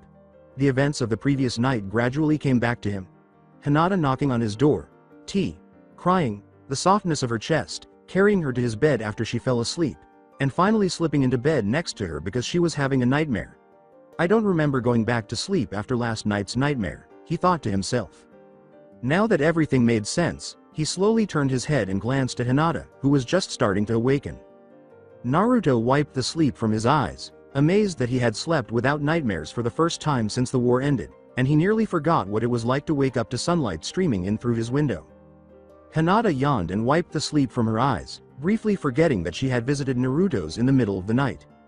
Hinata froze mid-stretch as the room came into focus, and when she slowly rolled her eyes, she saw Naruto's anxious face staring down at her. With a warm smile on his face despite his flush, he said, "Good morning, Hinata." "What am I doing in your bed, Naruto?" she asked, her heart pounding. Naruto rubbed his face with the palms of his hands after sliding himself up until his back was against his bed's headboard and pulling his knees up to rest his elbows on. "I apologize. I didn't plan on sleeping in the same bed as you, Hinata. You were." Never in his life had Naruto felt so uncomfortable or struggled to explain anything to another person. "Hello, Hinata. I apologize. It wasn't my intention to fall asleep next to you, and I wasn't trying to cause you any discomfort. I couldn't just sit there and watch you have a nightmare, so He stumbled as he tried to tell her that he had only climbed into bed with her out of concern. "It's okay, Naruto. I'm sorry that I fell asleep on you," Hinata said, rubbing the last of the sleep from her eyes before twisting to face Naruto and removing the blankets from her shoulders. She interrupted him, saying, "I came here to try to help you through the night, but I guess I was just so tired that I fell asleep." "Naru, I haven't slept that well in a long time," she said, leaning slightly closer and placing her palm on his cheek. "I recall having the nightmare, but it seemed to pause when a warm light swept across the scene. My dream horror movie was gone before I knew it, and in its place was a sense of coziness, akin to a warm spring day following a long, chilly winter." Taking a chance, Hinata lowered her face closer to Naruto's, found his lips, closed her eyes, and gave him a passionate kiss. "You saved me again, Naru," she whispered as she got up on her knees, biting her lower lip nervously and keeping her palm against his whiskered cheek as she leaned slowly toward Naruto. Her heart was pounding and her palms were sweating. He whispered back, "Hina, it's you who has saved me, and not for the first time either." Before Hinata could fully distance herself from him, Naruto wrapped his hand around the back of her head, twirling his fingers in the smooth softness of her raven hair and drawing her head to his until their foreheads touched. As he shifted his body to guide Hinata down on his bed, Naruto leaned into her and pressed his lips into hers. His hand still in her hair, he continued to lean into Hinata, trailing kisses across her cheek and down her neck to the hollow around her collarbone, and now, hovering over her, he nibbled gently at the base of her neck, causing a moan of pleasure to escape her lips. "Hey kid, will you mate with this attractive person?" Kurama chimed in. "What the fuck? Quit fuzzball." When Naruto realized that they were in his bed and that Hinata's breasts were rubbing against his chest, causing pleasure to cascade throughout his body, he snapped his eyes open in response to the 9 tails. His fingers and toes began to tingle with excitement, but what was more concerning was the tingling he was beginning to feel below his waist. Naruto, who was hovering over her, abruptly stopped kissing her and pushed Hinata away with firmness and gentleness. I need a shower," he exclaimed as he leapt from the bed and ran away. As he hurried to the restroom, he called over his shoulder, "Stay here, I'll be back in a few minutes." "Ha ha ha ha ha ha ha ha." Inside Naruto's head, the demon fox roared. "You're a jerk, Kurama. What on earth?" "That was fun for me," Naruto reprimanded. Ignoring the furious boy, Kurama took pleasure in the fear he was inflicting on Naruto. In stunned bewilderment, Hinata sat up on the bed and said, Did I do something wrong? Once more displaying her insecurity, she asked the empty room. When she realized she also needed a cold shower, she threw herself back on the bed and waited for her breathing and heartbeat to return to normal. With his hair still dripping from his brief shower, Naruto emerged from the restroom to see Hinata wiping down the table from the previous evening leaning against the door frame. He wrapped his towel around his neck and observed her for a while, marveling at her grace even while cleaning.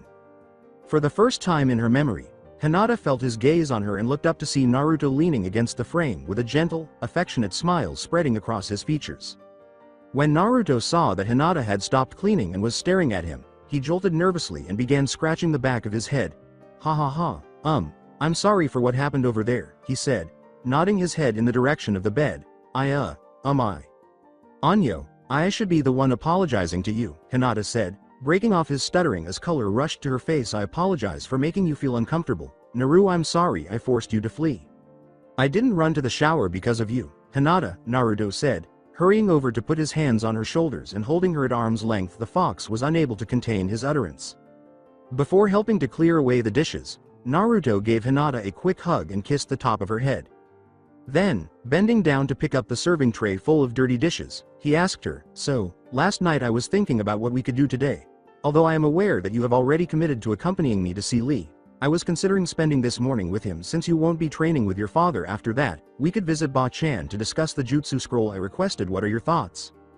Hinata paused before responding. "That sounds good, Naruto. That should give us a lot of extra time to read the scroll and memorize the seals." She was now standing by the sink, grabbing a cloth to wipe up the tea she spilled the night before. "However, would it be possible for us to have breakfast first? Are you able to eat anything here?" Gazing at the nearly empty shelves, she inquired. After putting down the serving tray, Naruto leaned against the counter and stroked his chin, thinking for a while about the last time he had visited the market. He said, "I have instant ramen." Unbelievably, Hinata slapped her forehead and said, "Ramen? Ramen?" She let out a mental scream. "I can't eat ramen for a morning meal, Naruto," she said, taking him by the wrist and guiding him to the door. "What is the issue with ramen? It's tasty," objected Naruto. "There is no way I am eating ramen for breakfast," Hinata said, giving him a fierce look. Naruto, before we go to the hospital I need to stop by my house for a change of clothes," Naruto said, holding the door open for Hinata as they left the tiny eatery. "Okay Hina, I'll walk you home and wait for you around the corner from the gate." When Naruto arrived at the Hyuga estate, he saw Hinata sneak through the gate and go inside to change quickly before visiting Lee. After she vanished into the house, he walked around the corner and leaned his butt against the wall, bending his right leg to place his foot on the wall for support. He closed his eyes and looked up at the sky, remembering all of his previous interactions with Hinata.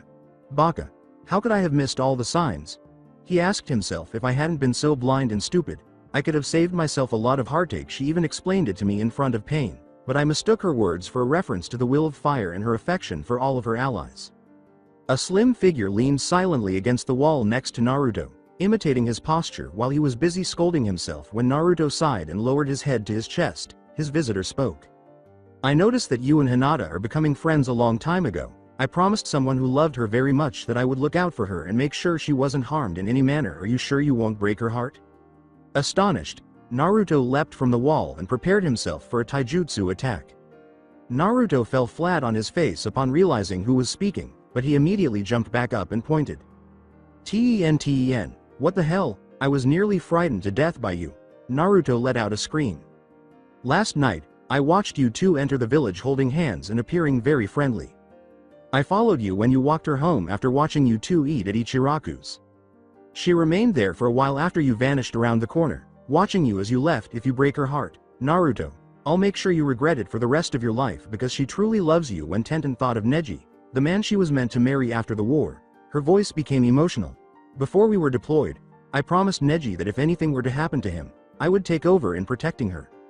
Though he was unaware of Neji and Tenten's relationship, Naruto could only watch as she wiped away the tears that threatened to fall. It was clear to him that the two grew close over the years. "I swear to you, I won't ever harm Hinata. She is the most attractive girl in the village, but it took me a while to notice it.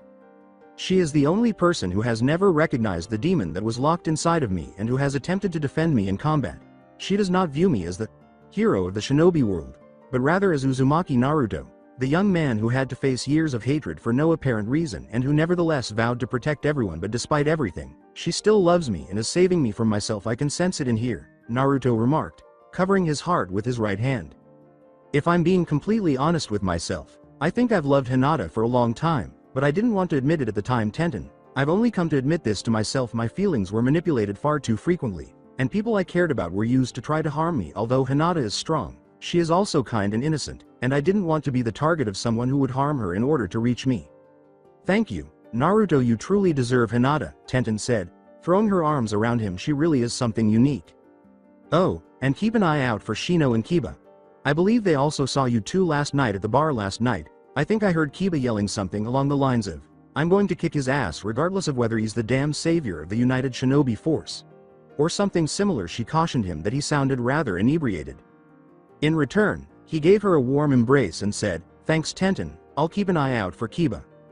Hinata, who was hiding around the corner, heard everything. She was about to turn the corner when she heard a soft feminine voice begin speaking to Naruto. Fearing that someone was attempting to approach Konoha's #1 bachelor, she immediately stepped back and pressed herself against the fence.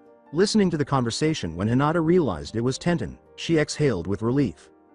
Hinata felt her cheeks warm when Tenten told Naruto that they were seen holding hands and sharing a meal last night, and her eyes stung when Tenten mentioned Neji Ni-san. Her eyes glazed over in shock when she heard Naruto promise Tenten that he would never hurt her, and hear him speak so highly of her. She knew that Naruto always believed in her, but to hear him say it to someone else. With her knees giving way, Hinata slid down the fence until she was sitting on the ground, thinking, I love Hinata too. Love Hinata. Love Hinata. Her brain threatened to shut down, but she managed to hear what Naruto had to say next.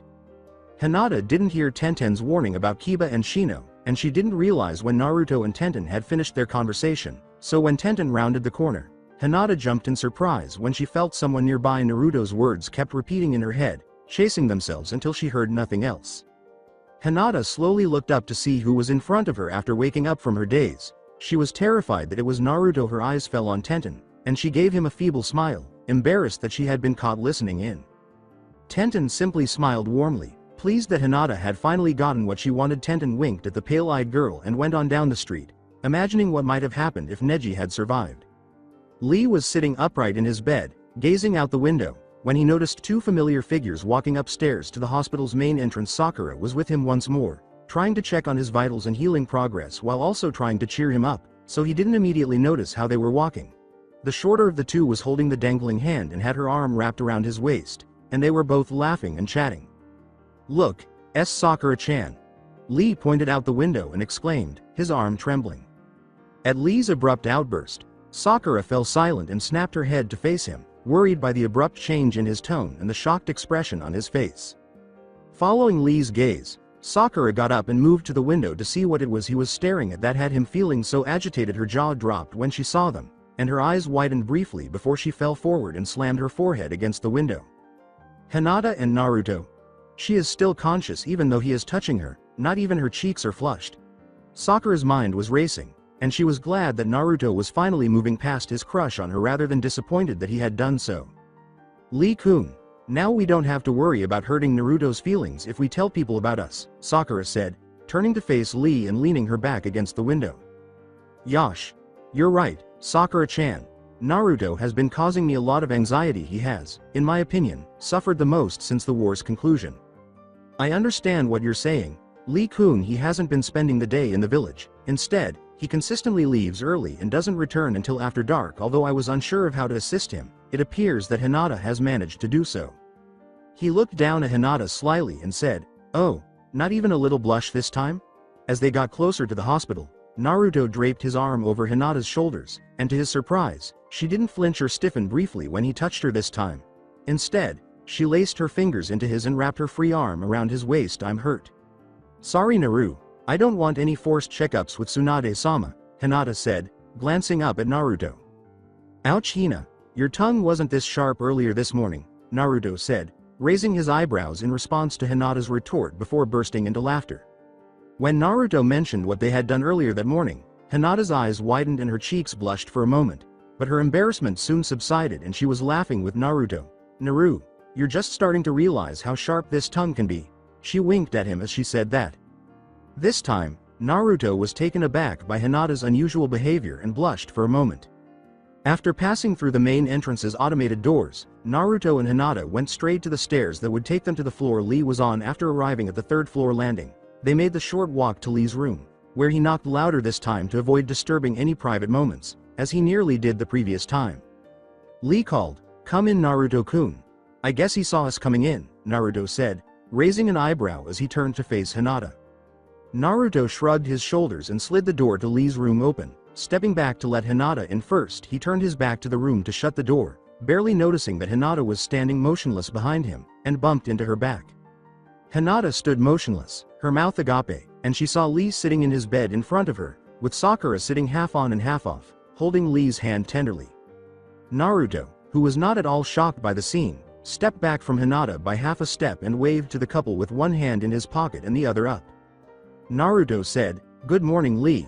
Good morning, Sakura." As he stepped up next to Hinata, Naruto placed his hand on her shoulder and noticed that she was still frozen, gazing at Lee and Sakura. "I guess it's my turn to startle them," Naruto pondered. "I hope Hina doesn't get upset with me for this." Naruto pulled his free hand from his pocket and gently grasped Hinata's chin, turning her face toward him before leaning in and kissing her. "Will you accompany me inside, Hinata?" "NN Naruto." Hinata stumbled, glancing at Sakura and Lee. He said, completely ignoring Hinata's sidelong glances at the two people seated on the bed, "Welcome back, Hinata. I thought we lost you for a second there." Naruto led Hinata deeper into the room while keeping his hand on her shoulder. He pulled out the only chair and motioned for her to sit down. Sakura and Lee sat there, not believing their eyes, and as if in slow motion, Naruto grabbed Hinata's chin and planted a kiss on her. Sakura felt her cheeks heat up, a little envious that Lee hadn't tried to kiss her yet. Sakura lowered her head to her knees. Lee's gaze was fixed on the pair, and he followed Naruto's every move while keeping his mouth open. "Be bold, Naruto-kun," he thought. "I haven't had the courage to do that even after a week of secretly seeing Sakura-chan." Naruto turned to the two on the bed after ensuring Hinata was at ease and asked, "So, Lee, how is your recuperation going?" Returning to reality, Lee shook his head and exclaimed, "Yash, I can return home in a few days. Sakura-chan says I am a conduit for the power of youth." Raising an eyebrow and crossing his arm, Naruto said, "Sakura-chan?" Lee straightened up a little, his face flushed, and then he looked down at his lap in his eagerness to return home. Lee soon used the loving honorific, "Chan," when he mentioned Sakura.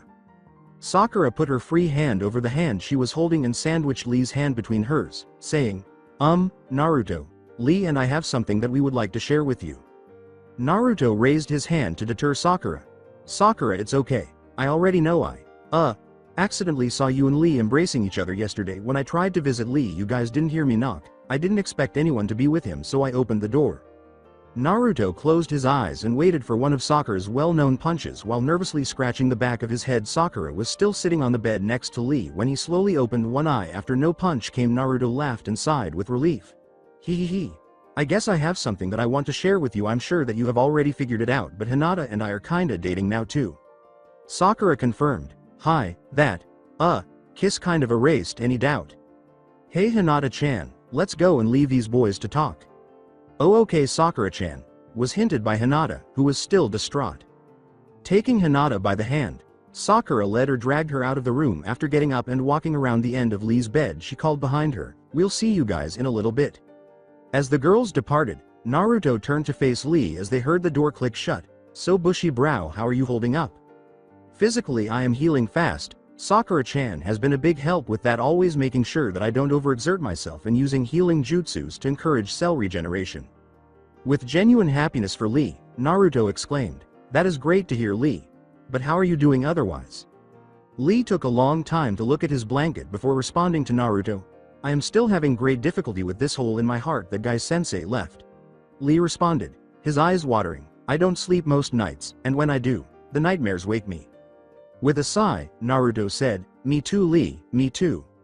But you have Sakura now. It's only been a couple of days, but Hinata has been so much help. I've been a living ghost since returning to village. Drifting through each day. Last night she came to my apartment. It felt so much better to have someone to talk to. Yeah, Sakura spends a lot of her time in here with me. I worry that she is neglecting her duties at the hospital, but she tells me not to worry about it, that she is getting all her work done. I do feel a lot better when she is here. But the nightmares are slowly tearing me apart. Guy-sensei was more than just a sensei to me. he was like a father. Slyly grinned Naruto. Lee, if I told you what helped keep my nightmares at bay, would you promise not to tell Sakura? It might help you too. Lee raised his head and gave Naruto a stern look before saying, I swear, I won't tell Sakura-chan anything. Last night Hinata stayed at my place. We ended up sharing my bed, and when I held her in my arms I fell asleep and didn't wake up until the sun was in my eyes. Naruto leaned closer to Lee and chuckled a little.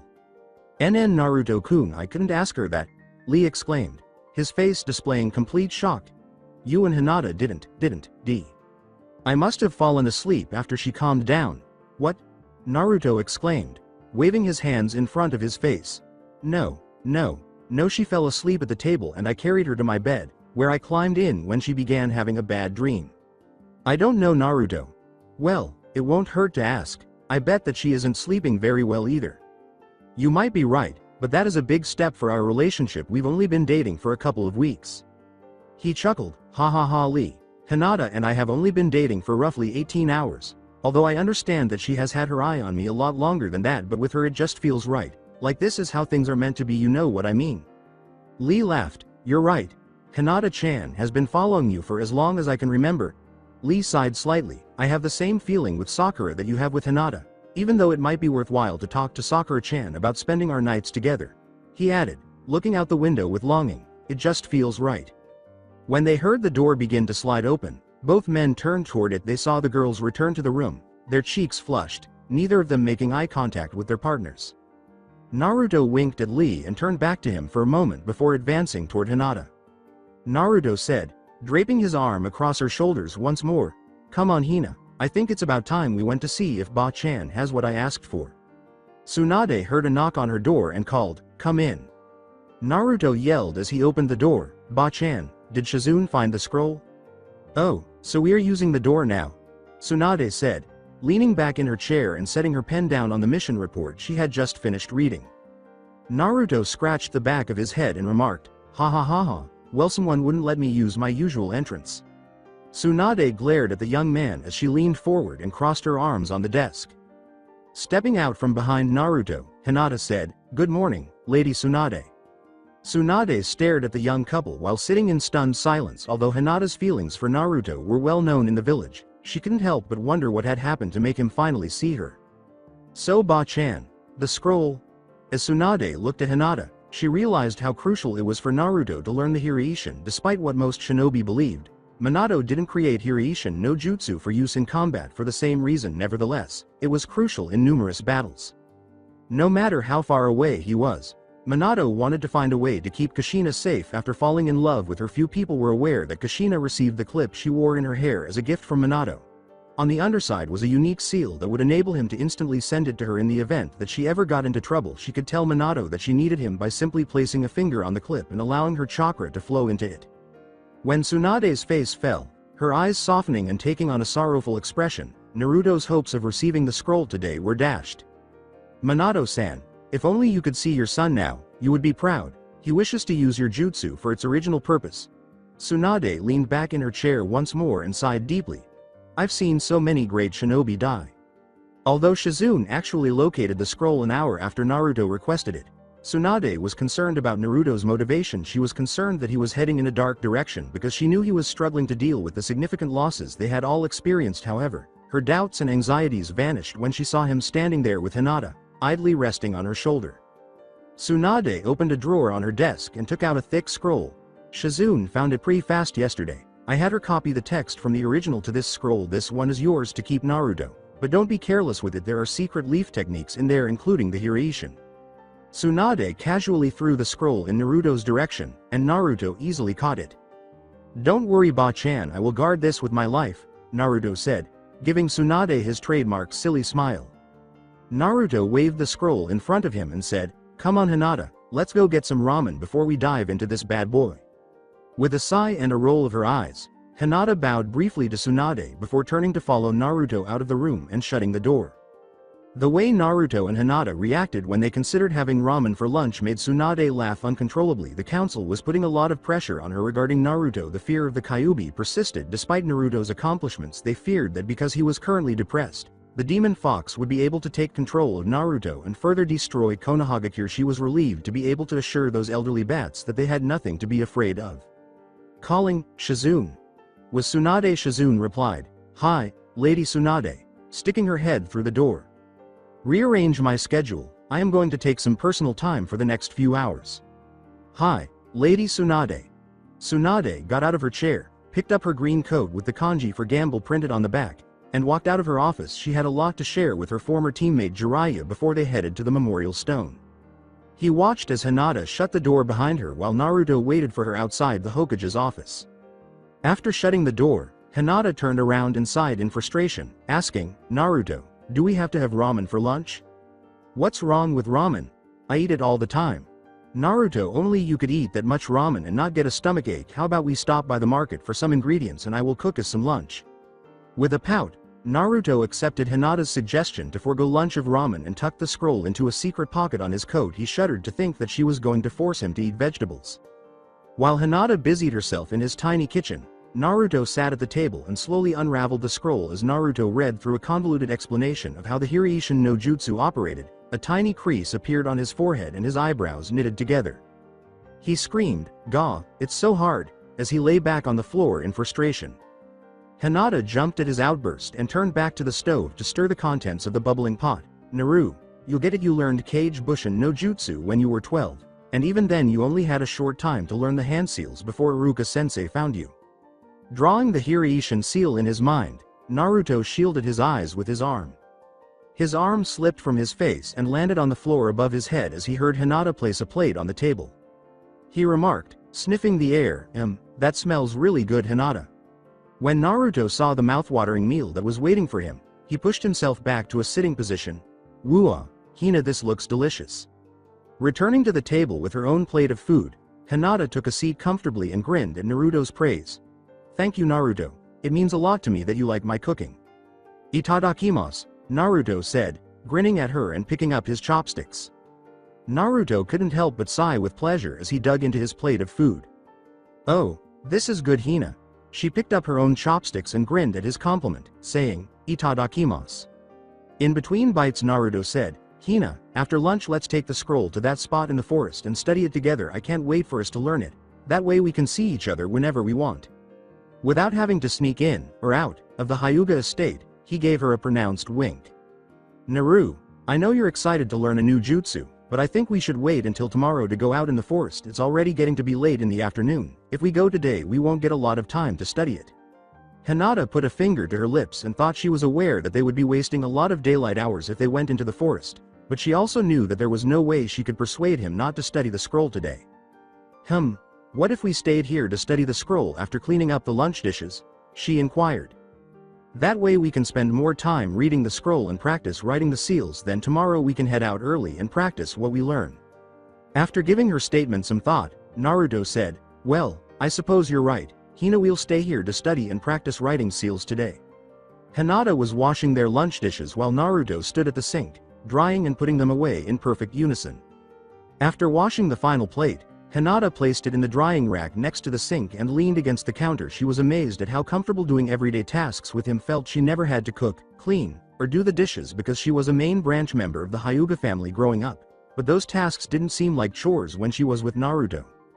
Naruto leaned on the counter next to Hinata. After setting the final dish on the shelf above the sink, Naruto twisted his torso and reached over to hang the damp towel on the towel rack above the sink to dry. As Naruto turned back to face the room, he casually put his arm around Hinata's shoulders and drew her closer to him with little awareness of his growing habit. He asked himself, "Why do my arms crave to hold her all the time?" Naruto felt a surge of warmth in his heart as he gazed down at Hinata with his piercing azure eyes. Now that she was leaning into his shoulder, Hinata's eyes were closing and a satisfied smile was beginning to appear on her face. She appeared more joyful than he had ever seen her.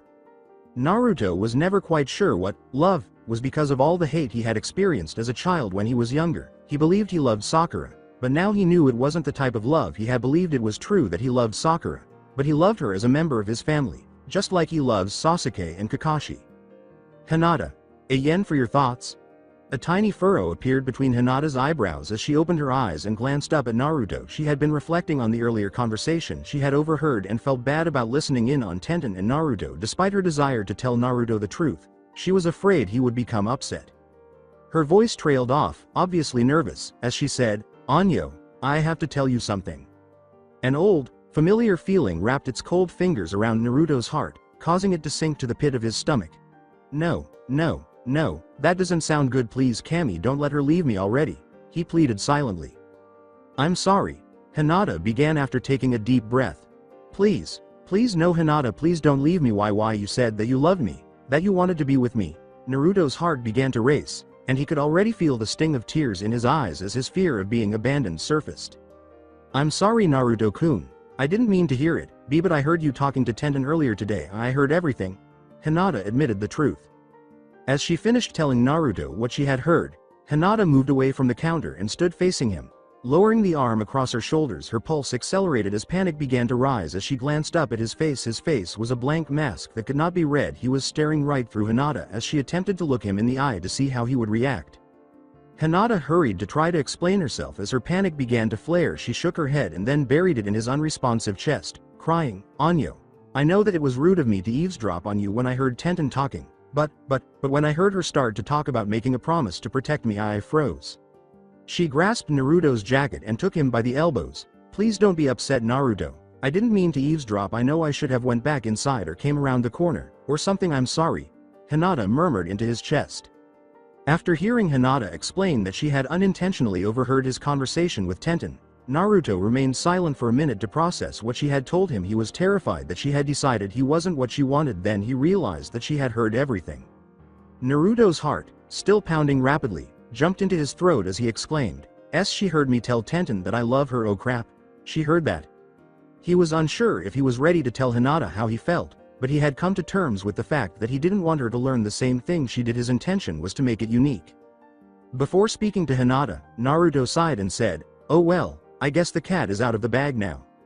Naruto laced his fingers together and held Hinata's hands so that the backs of them were against his chest. While carefully removing his coat from Hinata's hands, he stared into her light lavender eyes. When he finally spoke up, his heart melted again because he could see the worry and fear written in the lines around her eyes.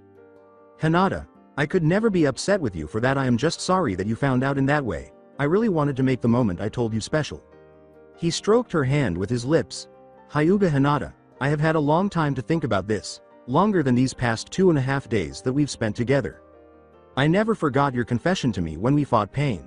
I could never forget something like that. I had a lot of time to think about it on my way to Kumogakure. I've always liked you Hinata. You were always sticking up for me when no one else would. You were always so nice to me, but I used to be so focused on getting Sakura to notice me that I never noticed that all your blushing around me could mean anything. I wish that I would have though. I feel like I have missed out on so many opportunities to be truly happy." With a sigh, Naruto leaned over and touched her forehead, "But I intend to make up for that now because Hinata, I love you." A shout from outside Naruto's window cut Hinata off as she opened her mouth to speak. "Oi, Naruto, you better get out here so I can kick your ass. I know you're in there, you can't hide from my nose."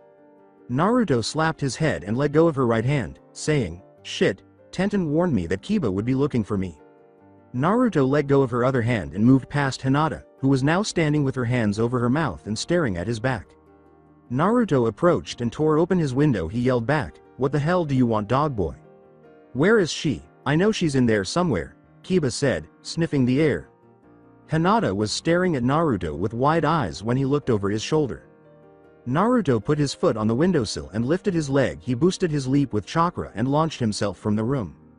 Naruto dropped to the ground in front of Kiba, who was perched atop Akamaru, and scowled at his fellow shinobi. Naruto said, sarcastically, "Hey Kiba, what are you possibly doing here?" "What do you think, idiot?" snorted a furious Kiba. "I saw you and Hinata last night walking together holding hands, getting close and acting all lovey-dovey. And where the hell were you guys all day yesterday? You think just because you're a hero, now, you can do whatever you like?"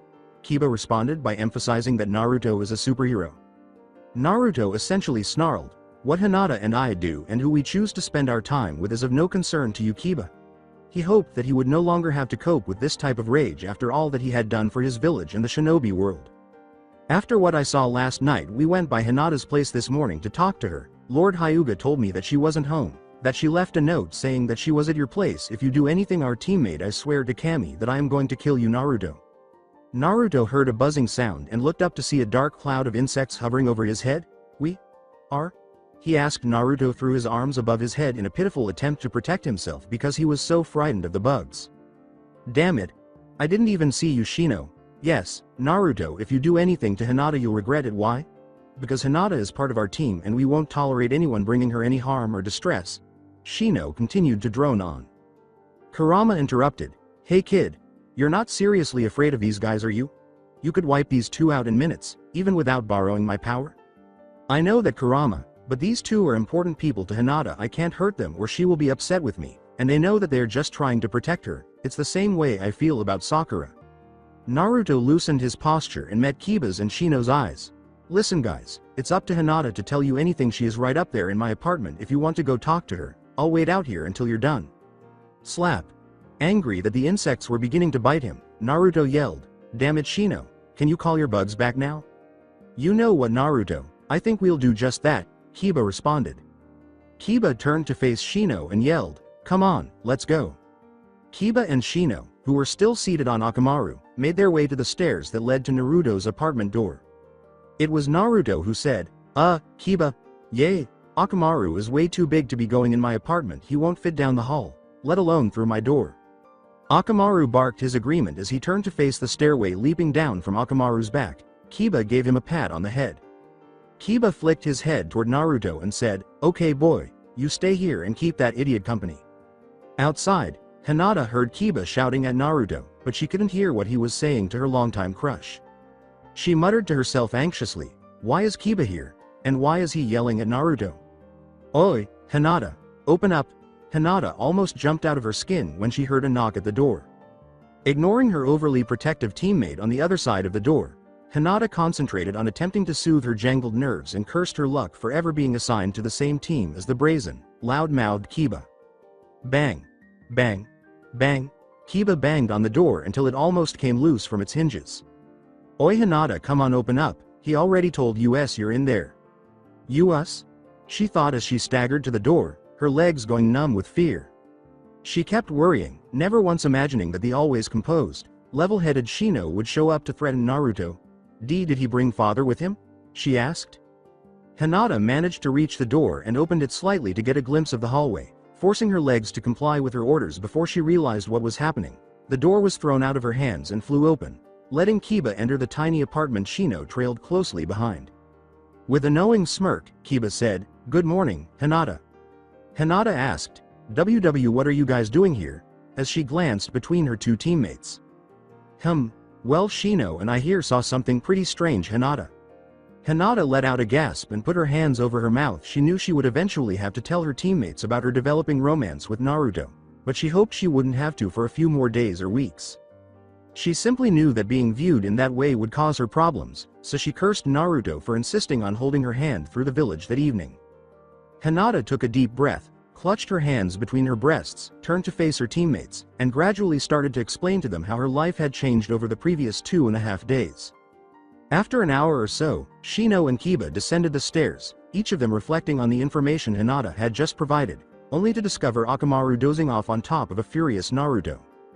5 steps from the bottom of the stairs, Kiba stopped dead in his tracks, surveyed the scene, and yelled, "Bawahahahahahahaha." In delight, Shino nearly knocked the laughing man down the remaining stairs when he bumped into Kiba from behind without noticing the abrupt stop. Naruto yelled, "Kiba, get your damn dirty dog off of me," visibly prepared to use the Kyuubi's power to fling the dog off himself. Kiba, still struggling to control his laughter, called to his companion, "Akamaru, giggle here boy." Akamaru's head rested on his paws, and he ignored the struggling blonde. He opened one eye languidly upon hearing his owner's voice, then raised his head and yawned in boredom. Akamaru stood up, stretched his limbs, and moved to sit next to his master. Naruto stood up and dismissed himself, complaining about stupid, filthy dogs, their owners, and how they ought to be treated with a little more decency. Kiba gave Naruto a stern look while he continued to take in the scene. "We spoke to Hinata and we'll back off for now, Naruto," Kiba told the blonde. "But I swear to you, if you break her heart we will make you pay, hero, or not." Still irritated at being sat on by the giant dog, Naruto kicked his bare foot in the dirt after witnessing Kiba and Shino start jumping off the rooftops, since he would have reacted the same way if he had learned that Sakura had been spotted with either of them. He wasn't angry with Hinata's teammates for protecting her, but the fact that he was being used as a dog bed really irritated him. Naruto began to run up the stairs, 2 at a time, while complaining further about the humiliation of it all. He grabbed the knob when he got to his door, only to discover that it was locked. After rummaging through his pockets, he said softly, letting his forehead rest against the door, "Oh yay. My hands were full with the shopping bags, so I gave my keys to Hinata to open the door earlier." "Hey Hinata, it's me, can you let me in?" Naruto called to his girlfriend as he gently knocked on the door. Inside, still in shock from her teammate's visit, Hinata sat on the floor with her knees drawn up to her chin and her back against Naruto's bed. Despite everything that had transpired over the last 2 days, she was still uncertain about her relationship with her longtime crush, and it all felt like a dream. She wasn't sure if she was ready for her developing relationship with Naruto to be made public. She requested that Kiba and Shino keep things quiet for the time being. She could trust the latter, but the former was a different story. He was gregarious, impulsive, and notorious for not keeping secrets. Konohagakure's top gossip, was the only person who agreed she was still unsure of her father's reaction to her relationship with Jinchuriki from Konoha. She stared at the floor in front of her and thought, this has to be a dream. I must be lying in the hospital in a coma right now. There is no way Naruto-kun would want to be with me. Hinata was so engrossed in her thoughts that she was oblivious to Naruto's soft knock and his request that she open the door. What the hell did Kiba say to her? Naruto sighed, turning away from the apartment door. After returning to the street, Naruto briefly glanced up at his open window before channeling his chakra into his feet to perform an improved leap to the ledge directly below his window. Naruto glanced into the room and saw Hinata sitting motionless on the floor next to the bed. Naruto sighed again and climbed back into his room without making a sound so as not to wake his girlfriend. Concerned, Naruto turned to face Hinata, who appeared so petite with her knees bent into her chest with her face in agony and her eyes filled with tears. Once more, Naruto knelt down in front of Hinata and placed a gentle hand on her shoulder while silently scolding Kiba for his brazenness and bluntness. When Naruto knelt in front of Hinata, she was engrossed in her own thoughts and didn't realize he was there until she felt his warmth on her shoulder slowly. Hinata raised her eyes to his. Hinata could see his worry for her etched in his face as she looked into it. As the two gazed at one another, time seemed to stop. "Hina, is everything okay?" Naruto asked, leaning in to give Hinata a forehead kiss. "Hi Naruto, but I can't help but feel like I am stuck in a dream," Hinata said with a feeble smile and a nod. Naruto took a step toward her and put an arm around Hinata's head, drawing it into his powerful chest. He whispered into the top of her head, "Hina, this is not a dream. This is all real." "Naruto, why do you smell like a dog?" Hinata asked, pulling away from Naruto's chest and looking up at him. "Kiba's stupid mutt decided to use me as a doggy bed," Naruto said, squinting his eyes. A slow bubble of laughter rose from Hinata's stomach as she closed her eyes and visualized Akamaru curled up on top of Naruto. He didn't. Naruto rose to his feet in front of her and began removing his shirt, purposefully causing the girl to flush. Looking down at the flushed heiress, Naruto, half naked, said curtly, "Hi, he did. I'm going to take another shower to wash this dog smell off of me," he said, tossing aside his soiled shirt and walking toward his tiny bathroom. "Read over the scroll while I'm cleaning up and we can get down to business when I come out." Tsunade mournfully knelt before his grave and remarked, "Jiraiya, you wouldn't believe what our little Gaki is up to these days." As she continued her one-sided conversation with her oldest friend, Tsunade sighed and took the ancient offerings from the area surrounding the stone that bore Jiraiya's name.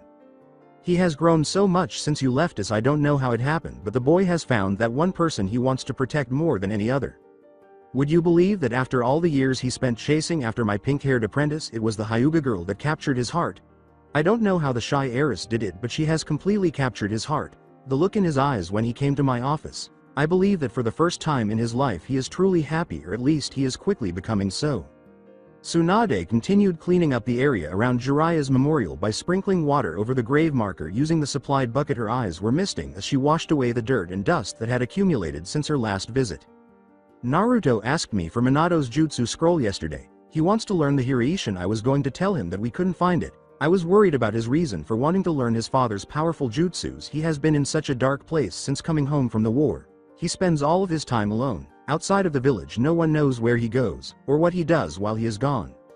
Tsunade laid down the fresh bouquet of flowers she purchased from the Yamanaka flower shop on her way to the graveyard after cleaning up the area around Jiraiya's grave marker. "But when he came into my office this morning with the Hyuga heiress, do you remember when Minato came to you asking about my great-uncle's, the Naruto Hokage's, techniques? It was after Kushina was taken by Kumo Nin. Naruto is so much like his father, so when he came to me with Hinata I knew why he wanted, and needed, to learn the Hiraishin no Jutsu. Tsunade wiped a tear from her eye and got to her feet, gazing down at the stone with Jiraiya's name engraved on it.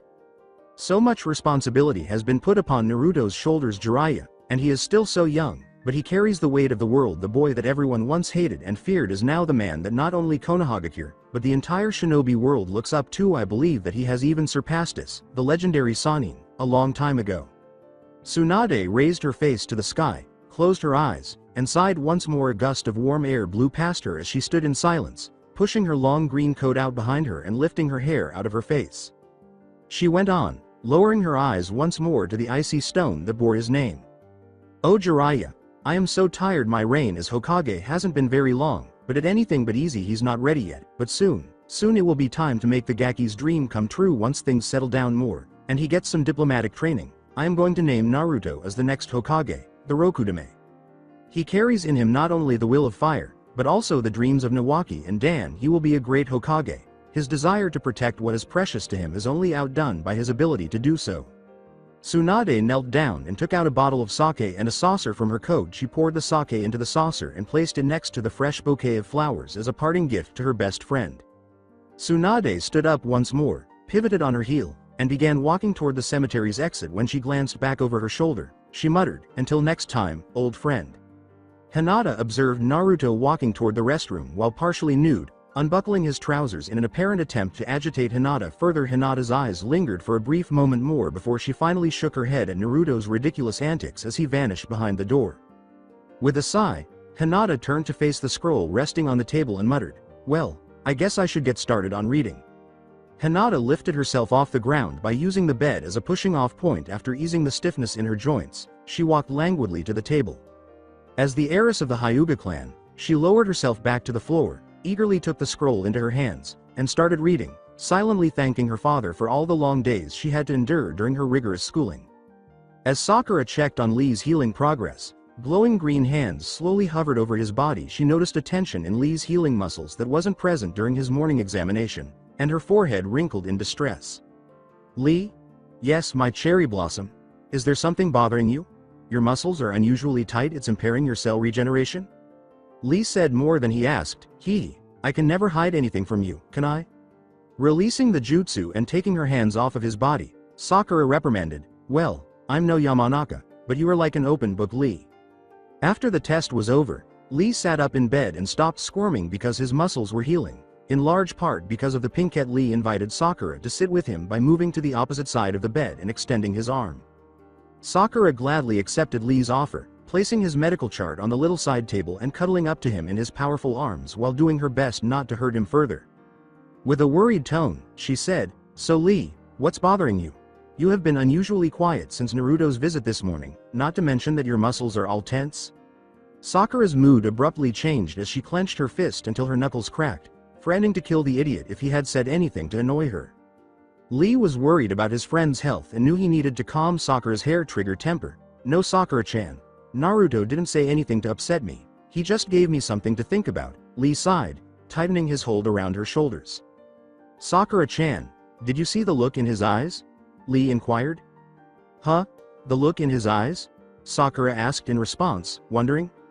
"Yeah, in all the time that I have known Naruto he has always had this hard edge in his eyes, even when he was goofing off, or when he was pulling one of his infamous pranks, and even when for all appearances he was happy and smiling. It was always there, Sakura-chan, hovering between determination, regret, and an unfathomable sadness." Lee took a moment to let a tiny sigh escape his lips before continuing. "But this morning that edge wasn't as hard, and when he looked at Hinata-chan I could see it softening even more, but when you two left and he talked about her it was obvious to me how much Naruto already loves her. I guess I'm not the only open book around here." As she processed what Lee had said, Sakura sat in silence for a minute. She felt guilty because she had never paid attention to such small details. She spent years working with him, but never once did she stop to look underneath the underneath. As Kakashi-sensei would say about Naruto, she always preferred to think of him as a fool because it was simpler that way. Sakura eventually responded, wiping away a stray tear that had managed to trickle down her cheek, "And no, Lee, I didn't see anything, today or back when we were kids. I was so stupid back then, Lee. After we graduated the academy all I cared about was Sasuke. Then when Sasuke left the village to train under Orochimaru, all I cared about was finding him and bringing him back to the village. Back to me. I knew that Naruto had a crush on me, but I didn't care because I thought that my heart belonged to Sasuke. I don't know when I finally let go of my childish obsession of Sasuke, but even after I did, I never bothered to think about how Naruto might be suffering. I'm so selfish, Lee. Sakura was ashamed of her actions. Gaze at Lee. It's okay, Cherry Blossom. Naruto forgives you. He forgave you a long time ago. For a few minutes, Sakura and Lee sat in awkward silence as Lee contemplated whether or not to share with Sakura the conversation he had with Naruto during a scouting trip a few months prior to the start of the war. Lee started to narrate that night around the dying campfire because he felt that Sakura should know how Naruto really felt about her. I remember this one mission we were on together some time after Pain's invasion. We got to talking about girls while we were on the night watch. He knew that I had a crush on you. Haha. I wasn't exactly subtle about my feelings. Hell, I even asked you to be my girlfriend the first time we met, remember? Flashback. While their comrades slept in their tents, Naruto and Lee sat nearby around the dwindling campfire. So Lee, what do you think about all the available kunoichi in the village? Naruto asked, glaring at the glowing embers before turning to face Lee. A bit too loud for Naruto's taste, Lee pumped his fist and exclaimed, Yash! My flames of youth only burn brightly for Sakura-chan. Naruto gave Lee a menacing glare and muttered, Shush, geez Lee, keep it down or you're going to wake everyone up. Lee, I just want to let you know that I am no longer your rival in love. I have come to terms, and accepted the fact, that Sakura-chan will never love me like I want her to, Naruto admitted, suddenly becoming more serious. Naruto-kun. It is very unyouthful of you to give up on your heart's desire. Even if you are my rival in love. Ha ha ha, it's okay Lee, I still promise to protect her with my life and I still love her. But my love for her has changed. She is part of the family I have slowly built. My love for her is more like the way Neji loves Hinata. Who, does Naruto have his heart already set on another kunoichi? Lee chuckled. Ha ha ha. You know, since I saved the village from pain, I have had all these civilian girls from the village throwing themselves at me, the same girls who used to be afraid of me, call me a demon, and throw sticks or rocks at me. I know how Sasuke Teme felt when he had all those fangirls chasing him all the time. Seriously, they follow me everywhere I go. I haven't been able to enjoy a bowl of Ichiraku's ramen peacefully in months, so I have been using them to help me train in stealth and escape techniques, Naruto said, winking at Lee and laughing wickedly. Finish flashback. After that we just talked about how we were progressing in our training until we were relieved of watch duty, Lee concluded. Sakura sat quietly for a few long moments, letting the weight of Lee's arm around her shoulders soothe her as the tears slowly trickled down her cheeks. Sakura wiped away the last of her tears and looked up into Lee's eyes, her self-loathing finally giving way to curiosity. So what was it that Naruto gave you to think about? She asked. Lee's heart started to beat faster, and he could feel the perspiration running down his back.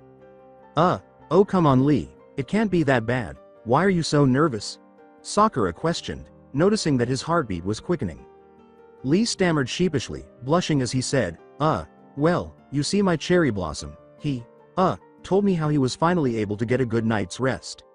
Sakura sat up, removing her lean against Lee, and said, okay, but why is that making you sweat so much? Lee choked up and exclaimed, because the secret to getting a good night's rest is to have you sleep with me. Naruto said that he and Hinata slept together last night and it was the best that he's ever slept in years. Hiashi told me that I should ask you to sleep with me. Sakura yelled, they what? He what told you to do what with me? As her eyes widened in shock and she turned woodenly to face her boyfriend. Lee waved one hand in front of him and scratched the back of his head with the other after realizing how his words sounded. No, not like that. Sakura-chan, let me explain. Hinata-chan went to visit Naruto-kun last night but she fell asleep, so he carried her to his bed. When she started to have a nightmare he climbed in with her to comfort her and he ended up falling asleep beside her. That is when he suggested I ask if you would let me share a bed with you. As Naruto emerged from the restroom, he couldn't help but be in awe of Hinata. The way she tucked her hair between her fingers while studying the scroll, the soft fold between her eyes as she focused on a challenging section. She was right in front of my face this whole time. How on earth did I not notice her before? I really was an idiot. He let out a sigh. So what do you think, Hina? Naruto asked, shaking his head at himself as he entered the one-room apartment. He couldn't help but notice that she was much farther into the scroll than he was before he had to stop.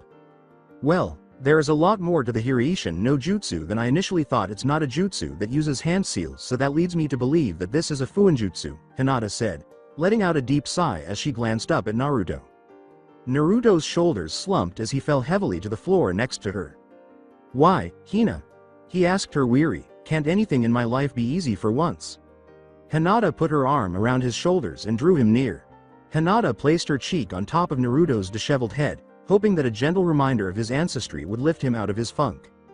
"Naruto, you survived this far, so you're strong enough for the rough times ahead, don't you agree? Plus, you are an Uzumaki, and if my knowledge is correct, the Uzumaki clan specialized in the Fuinjutsu arts, your mother included, and if I'm not mistaken, your father, the Yondaime, was also a master of Fuinjutsu, so it's in your blood to be good at it, almost like my Kekkei Genkei.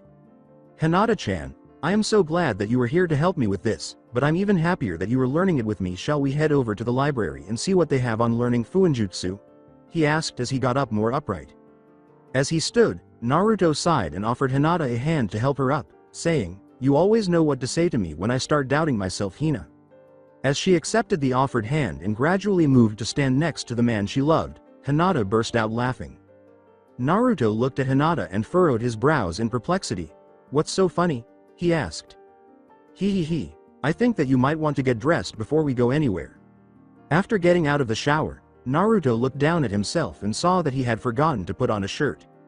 He rubbed the back of his head and laughed, embarrassed that he nearly left the apartment with Hinata by his side, half naked. Ha ha ha ha. Yeah, I guess I gotta do that first. Then he realized that he had been sitting next to Hinata without a shirt on for the past 10 minutes, and she had never blushed or stammered. In fact, she had pulled him into a reassuring embrace without displaying any of her typical shyness. Naruto grinned as he went to his dresser, took out a civilian-style t-shirt, and threw it on before heading across the room to the door. "Oi, Hina, are you coming?" Naruto called to the pale-eyed, fair-skinned beauty as he put on his ninja shoes. Tenten sat on a hill outside the actual village, overlooking the lake that was only a short distance away. With tears lining her almond-shaped eyes, she pulled her knees up into her chest, put her arms around her legs, and rested her chin on top of her knees. Tenten had never felt so alone in her life. Prior to her academy days, she had her parents. However, after being sent to the academy, she made a lot of friends and soon found herself surrounded by a group of people. Her teammates and friends were there to support her even after her parents were killed during the Orochimaru invasion.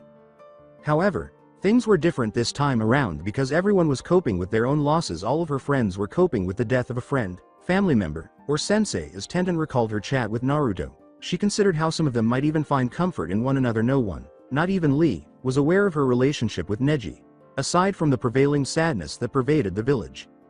Tenten's eyes started to well up with tears as she recalled how she and her teammate Neji had fallen in love long ago, around the time she realized that underneath his heartless, cold exterior, there was a kind and caring man.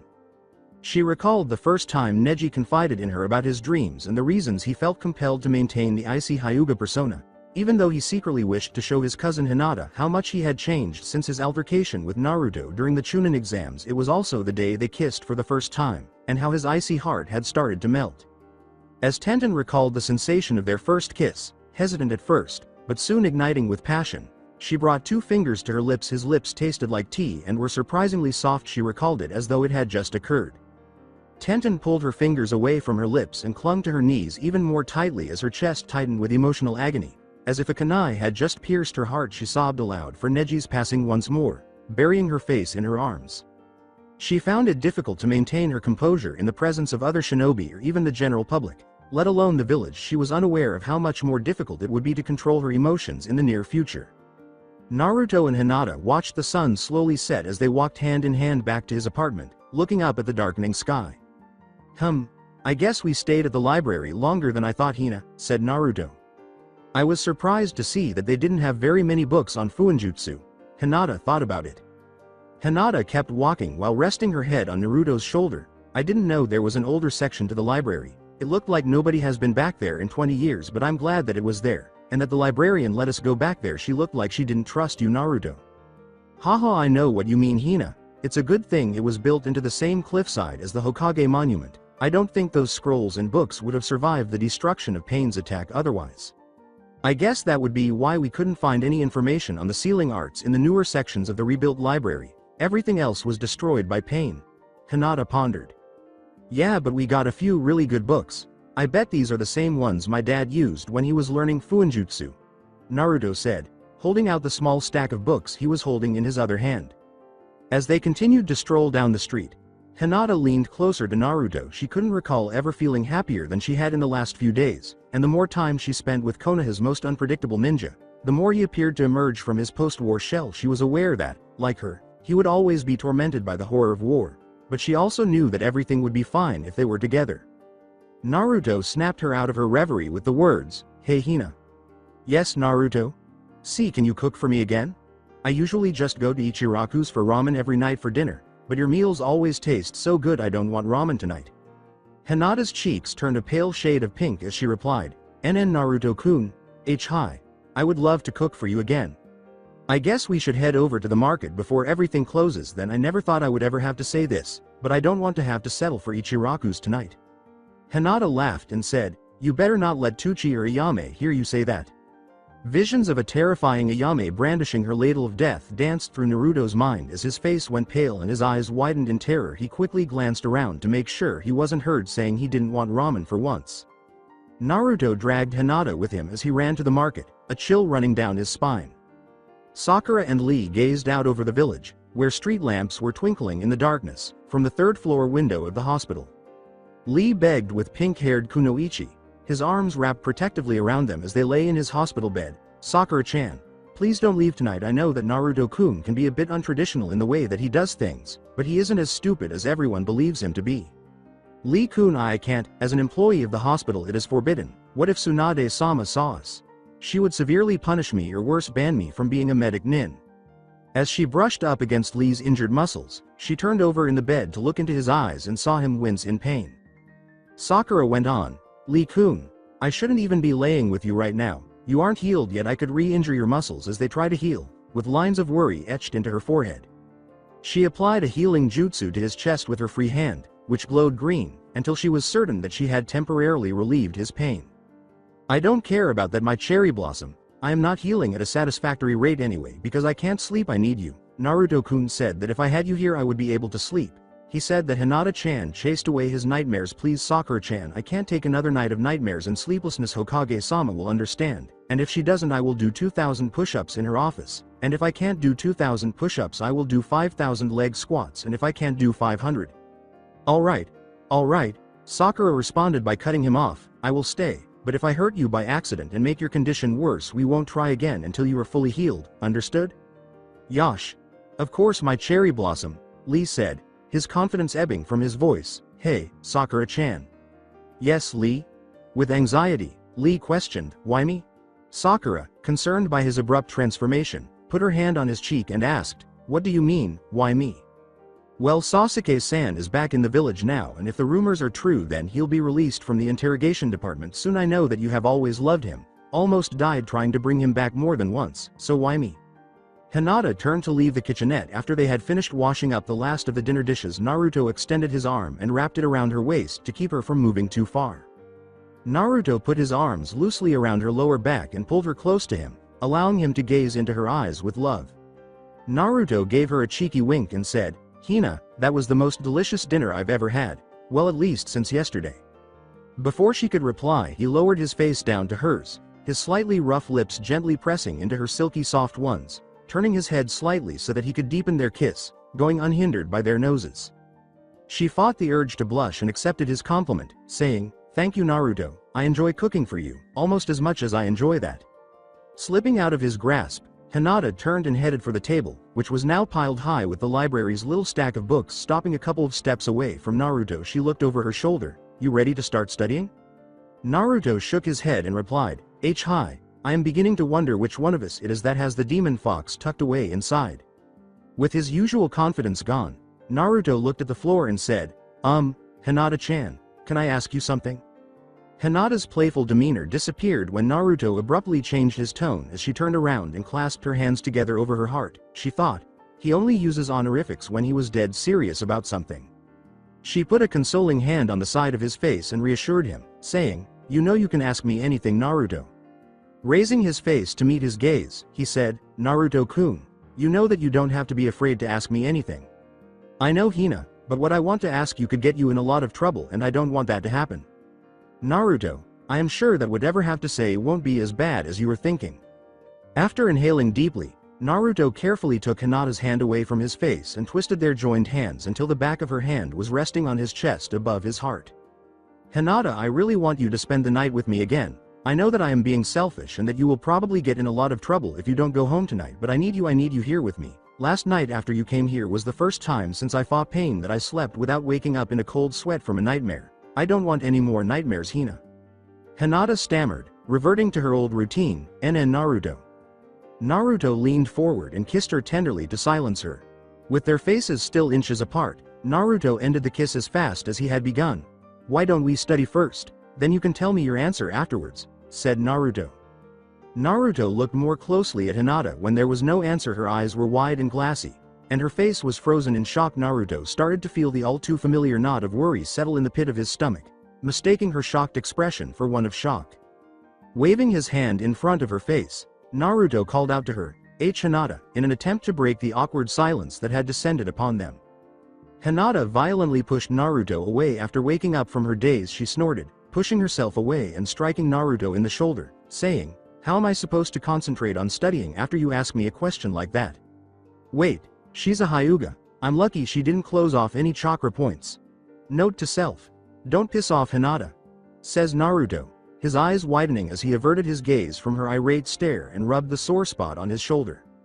PFFT, ha ha ha ha ha ha ha, was Naruto's fit of laughter as he turned to face his irate girlfriend.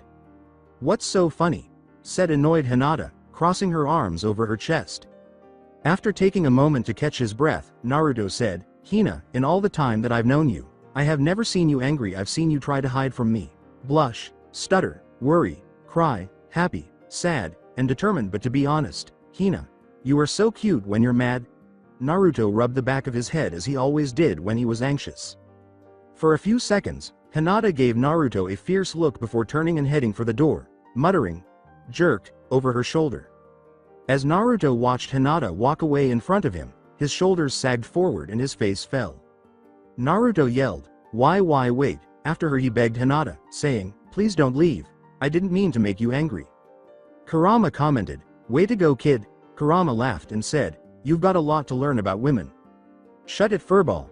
Naruto watched as Hinata reached up to grab her coat, as though he were witnessing her movements in slow motion with panic rushing through him. Naruto concentrated his chakra on his feet and quickly sped across the floor to prevent her from leaving. Hinata felt a sudden weight on her wrist and turned to see Naruto's big hand encircling her thin wrist. Please Hinata, I can't do this without you, and not just learning Fuinjutsu but be, Naruto breathed, barely audible, as he carefully and slowly took her hand out of her coat, unable to look her in the face. Hinata's thudding heart was encircled by guilt's cold fingers, and she swiftly spun her wrist away from Naruto's hold. Hinata approached Naruto and drew him into a cozy embrace. As she whispered into his ear, I could never leave you, Naruto. While clinging to Naruto's shoulders, Hinata shoved him an arm's length away. Hinata cupped Naruto's chin in her hand, making him look at her. I am a grown woman now, Naruto. I don't need my father's permission when I want to spend the night somewhere else anymore. Listen, I am just leaving to pick up a few things. I won't be long, I promise. Naruto, stunned, did not dare blink until he heard his door click shut as he watched Hinata slowly close it, the sound snapping him out of his daze. Naruto's legs lost all their strength. He collapsed onto the floor, throwing his hands out in front to break his fall, breathing hard. Hinata hesitated on the other side of the door and then released the doorknob. She still felt nervous about returning home. Despite what she told Naruto, she had less freedom to do as she pleased because she was the Hyuga clan's heir, and staying at a man's house overnight was undoubtedly frowned upon. Running into her father while packing was the last thing she wanted to happen.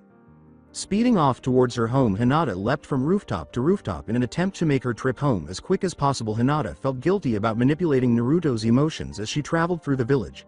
I need to be more careful with him from now on, she reflected. He just acts so confident all the time that sometimes even I forget that underneath that mask of his he is pretty fragile. A block from the Hyuga estate, well out of sight of the two branch members manning the entrance, Hinata came to a stop as the sun began to set. She decided quickly that the quickest way to run into her father would be to enter through the front door. Hinata moved around the side of her family's estate, staying in the shadows, until she reached the back of the property, where the large stone fence met the cliff face. Turning on her Byakugan, Hinata swiftly looked around for the guards who ought to be on patrol, sighing with relief when she eventually saw them moving in the other direction with a small burst of chakra directed at the soles of her feet. Hinata leapt over the fence and cleared it with ease without pausing as she landed, she hurried into the safety of the shadows along the side of her house. Hinata made a few more quick jumps before reaching her bedroom window. She silently slid it open and entered her room without anyone noticing, or so she thought. Turning away from the window, Hinata froze, dread filling every cell of her body. Sitting in her room patiently waiting was her father, Hiashi Hyuga, the man she grew up fearing more than anything, or anyone, else. Naruto kept thinking about the woman who somehow managed to completely encircle his heart while he waited for the hammering of his heart against his ribs to stop. Naruto, who already knew all the answers, muttered to himself out loud, "What is wrong with me? When did I become so dependent on Hinata? What has she done to me?" Naruto sat back on his heels and took slow, steady breaths to help him relax even more as his heart began to slowly return to its regular rhythm. Naruto stood up shakily as his heart started to beat normally again. Naruto pivoted on his heel and returned to the lone table, where he stood, staring at the books on Fuinjutsu and the scroll that held all of his father's jutsus, his thoughts going blank. Naruto sat down in the lotus position, motionless as a statue, and started to meditate, unconsciously gathering natural energy, after deciding he wasn't thinking clearly enough to begin studying. Father!" exclaimed Hinata. Hiashi said icily, "Good evening, daughter. I haven't seen you in these walls in a long time." Hinata's eyes widened with dread. What am I going to do? I promised Naruto that I would return to him, but there is no way, father, he will let me leave now that I have been caught sneaking in. As she considered disappointing Naruto and how he would feel abandoned if she didn't go back to his apartment, tears began to form in her eyes as she mustered the courage to defy her father. She thought, "No, I can't let that happen. I can't let Naruto down. He needs me and I need him." Hinata responded to her father, blinking away her tears. That's not true, father. I was home this morning before we went to visit Lee-san in the hospital." "We?" Hiashi asked, raising an eyebrow as he glanced at Hinata. Hinata acknowledged that she found it difficult to keep her courage when she said, "Hi, Naruto-kun and I went to visit Lee-kun together." "So daughter, why are you sneaking into your own room this late in the evening?" "Anyo, I was just quickly stopping by to gather a few things before heading back out." Hinata made the decision to be honest about her intentions since she knew it would be useless to lie to any Hyuga, much less the clan chief. Hiashi went on to ask, "And when were you planning on coming back home?" He was fairly certain that his daughter had sneaked out to be with him last night, as he was aware that she had been spending the last few days with the Jinchuriki. With courage leaking out of her, Hinata honestly replied, "Maybe tomorrow afternoon." "Tomorrow afternoon, huh? And where are you going that you won't be coming home until tomorrow afternoon?" "Naruto-kun's," was mumbled by Hinata as her shoulders slumped forward and she gazed at the floor. Hiashi loomed over his daughter, his stern expression softening to one of comprehension. "Hinata, as heiress of the clan, you know that you shouldn't be sneaking around the village with men. It is unbefitting and brings shame on our name, and if you were anyone else I would forbid you from leaving here tonight and have you suitably punished." Hinata's heart fell to the pit of her stomach at what her father had said. "But because you are who you are, I will allow it for tonight. Hinata, you may pack for a single night's stay. However, I expect you home at 7 a.m. sharp. Oh, and bring Uzumaki with you. I want to have a talk with the boy." When Hinata heard that her father was letting her go and letting her spend the night with Naruto, her face jumped up to meet his. Heishi glanced over Hinata's shoulder just before shutting the door to her bedroom. "I trust you, Hinata. Do not bring shame upon our house by losing your honor." She was shocked to learn what her father was implying. Did he just tell me not to sleep with Naruto, she thought. In less than 5 minutes, Hinata had gathered her toothbrush, sleepwear, and a change of clothes for the following day, packed, and slipped out her window in order to get as far away from her father as possible before he changed his mind. Hinata quickly used her chakra-enhanced speed to speed back across the village rooftops. Sakura and Lee, snuggled together on his hospital bed, watched the sun slowly set below the horizon, but neither of them gave much thought to the beauty that nature was presenting to them. "Sakura-chan, you still haven't answered my question. Why me?" Lee asked her again, breaking the awkward silence as he gently tucked a lock of Sakura's hair behind her ear. "Just as my love for you. Your love for Sasuke-san is no secret. After spending many years away from the village as a traitor, he has returned as one of the heroes of the war, stopping Madara and ending the Eye of Moon plan with Naruto." Before giving Lee the response he wanted, Sakura closed her eyes and tried to gather her thoughts. Sakura opened her eyes slowly and started talking while tracing her thumb over the back of Lee's hand. "Lee-kun, you have the wrong idea about my feelings towards Sasuke.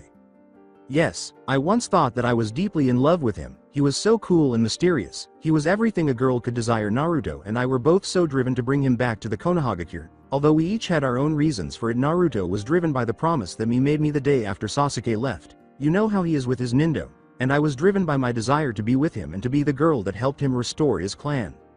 Remembering how much of a Sasuke fangirl she was in the past, Sakura shook her head. Lee put his protective arm around her shoulders when he sensed her uneasiness.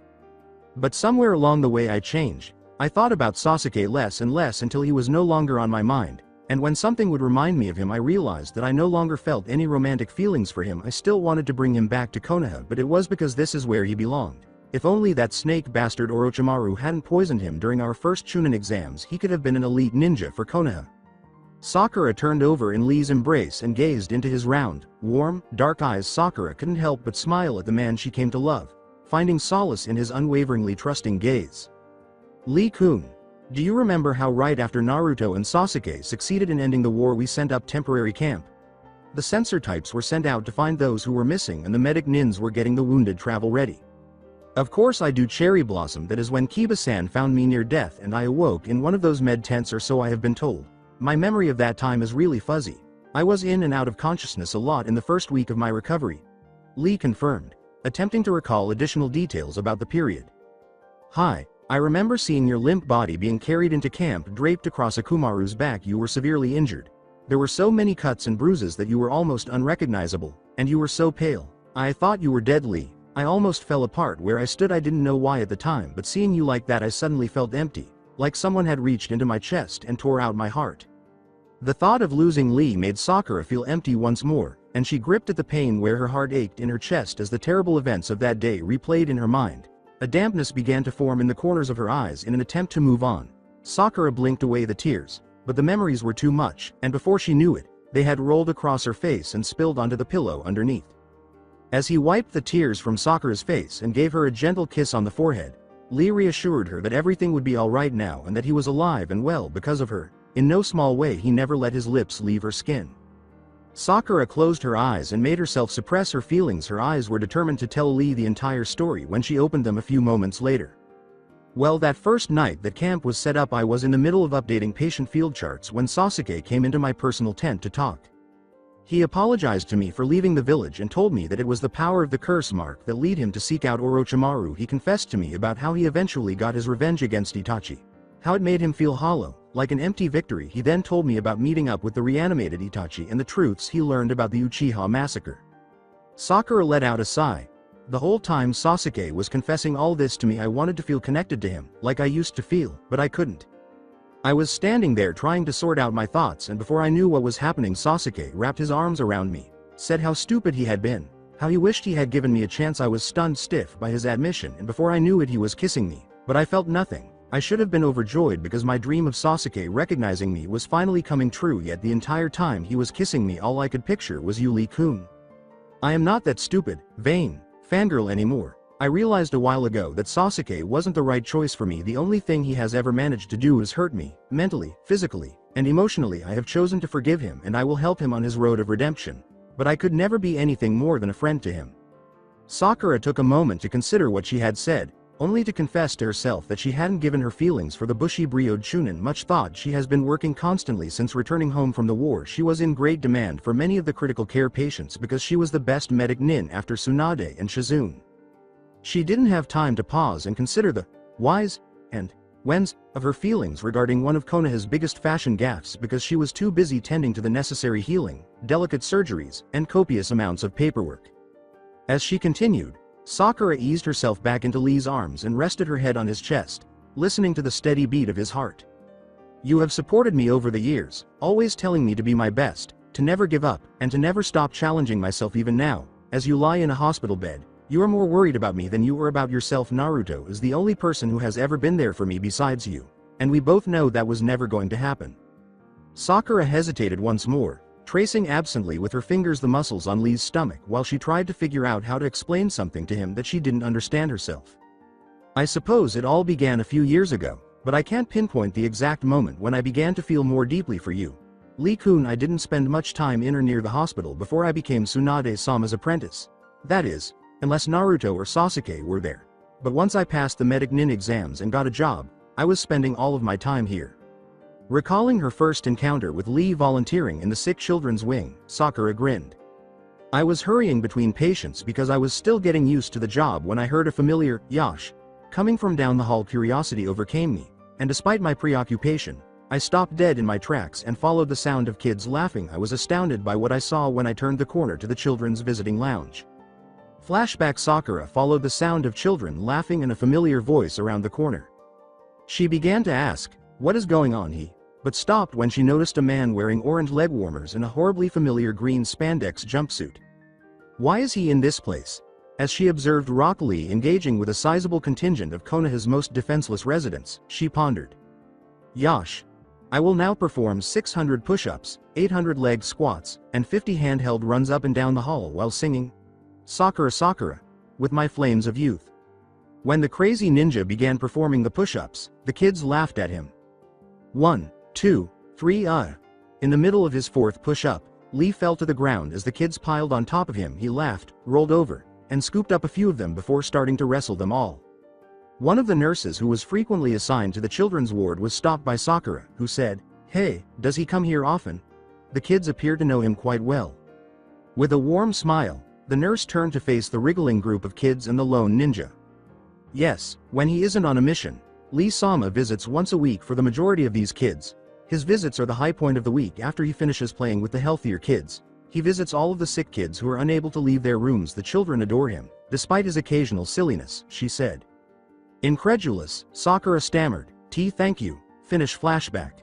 I was surprised to learn that you frequently gave of your time to help the children, even the ones who were too sick to get out of bed. You gave me a lot to think about that day, and after the nurse left me, I returned to my rounds and remained dazed for the remainder of the day. Team 7 was always instructed by Kakashi-sensei to look beneath the surface, and I always felt that I did a decent job of it until I realized that I was still passing judgment on you before truly getting to know you.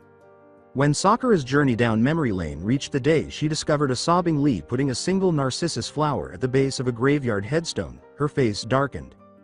As I was strolling through the village one day, my first day off in over a month, I noticed you kneeling in front of a gravestone and putting a flower at its base. I just wanted to enjoy some alone time as you wiped away your tears and hurried off to somewhere else. I hurriedly hid behind a tree and watched you say a prayer for the person buried there. I went to the grave you were just at after you left and read the headstone. I was astounded to learn that it was one of the hospitalized children who had just passed away from a terminal illness. As I mentioned before, you gave me a lot to ponder. I spent a lot of time considering what I wanted out of life when I wasn't busy in the hospital or traveling on missions, and my romantic life was one of the things I thought about the most. I came to the realization that if I were going to fall in love, I would want to do so with someone like you, someone who was loyal and kind, who didn't hesitate to put other people's needs ahead of his own, and, above all, someone who didn't hesitate to express his feelings. Sakura laced her fingers with Lee's and stopped making circles on his stomach. Lee-kun, I had the man that I thought I always wanted finally coming to me. I was in his arms and all I could think about was you, so I pushed him away from me and prayed to Kami that you were still alive as I raced towards the med tent you were brought to. Sakura placed the back of Lee's rough hand against her tender cheek and brought their clasped hands to her face.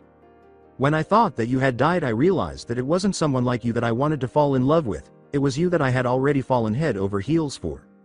After an awkward silence that lasted for what felt like an hour but was actually only a few minutes, Lee moved their joined hands away from her face and kissed her knuckles, no longer concerned that she would lose Sakura to Sasuke once he was freed from Ibiki's custody. My cherry blossom, finally winning your heart is my dream come true. Even though I'm not happy that another man's lips have touched yours, I will punish myself by performing 1,000 frog jumps with my hands behind my head if I ever hurt you, and if I am able to do so, my youthful flames will burn brighter. Sakura silenced him with a passionate kiss, even though she knew he would continue in this manner for some time.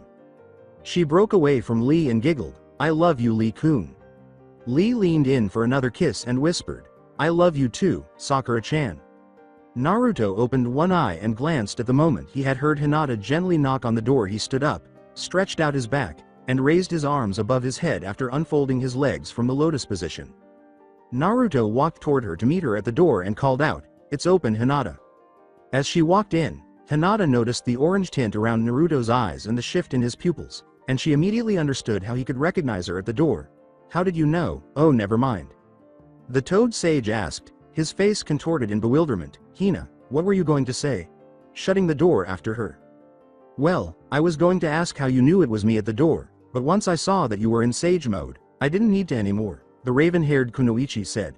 Laughing, I am aware that Senjutsu enables you to identify the owner of chakra signatures. The realization that he was using Senjutsu finally hit her, and she began to twist her face in bewilderment. Why are you in sage mode anyway? She inquired. Oh, well, after you left to gather your things I was kind of still in panicking, Naruto said. Rubbing the back of his head in embarrassment, I went over there after I was able to relax, he said, pointing to the table, but I was unable to concentrate, so I began to meditate, and I suppose I was also gathering natural energy at the same time.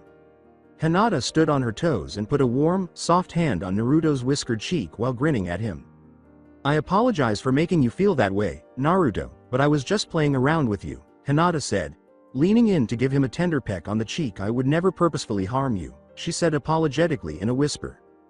I know, Hina, and I'm sorry that I reacted the way I did, Naruto said, brushing a stray hair out of Hinata's face with a knowing smile. Simply put, this is all new to me because I have never been in a relationship or, for that matter, a member of a family. How about we get this studying started? Taking her hand and guiding her to the table, he made the suggestion. Naruto, Anyo, I have to tell you something before we begin, Hinata squeaked as she staggered behind Naruto. After coming to a complete halt, Naruto jerked back toward Hinata. He looked at her sternly and said, oh, no, nothing too serious, just the fact that my father was waiting for me when I got home. He asked me questions like, why was I sneaking into my own room? Where I was going? Who was I going to spend the night with? And other similar questions. Not so grave. Please tell him you were staying at Tenten's or something, Hinata. Well, no, I informed him that I had been spending all of my time with you and that I was preparing some belongings for the night. I'm dead, that's all. With a dark shadow over his eyes, Naruto deadpanned. Well, it was nice meeting you, Hina. I'm just sorry that we couldn't be together a little longer.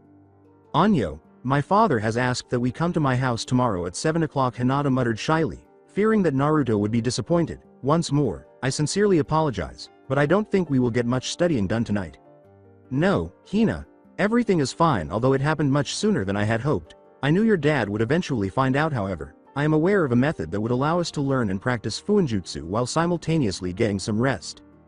Hinata's eyes widened with anticipation at the prospect of being able to study and sleep well enough to attend the meeting with her father. Two birds with one stone.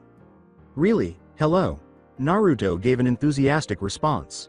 He said, but first I need to know something, Hinata said, a little perplexed. Okay.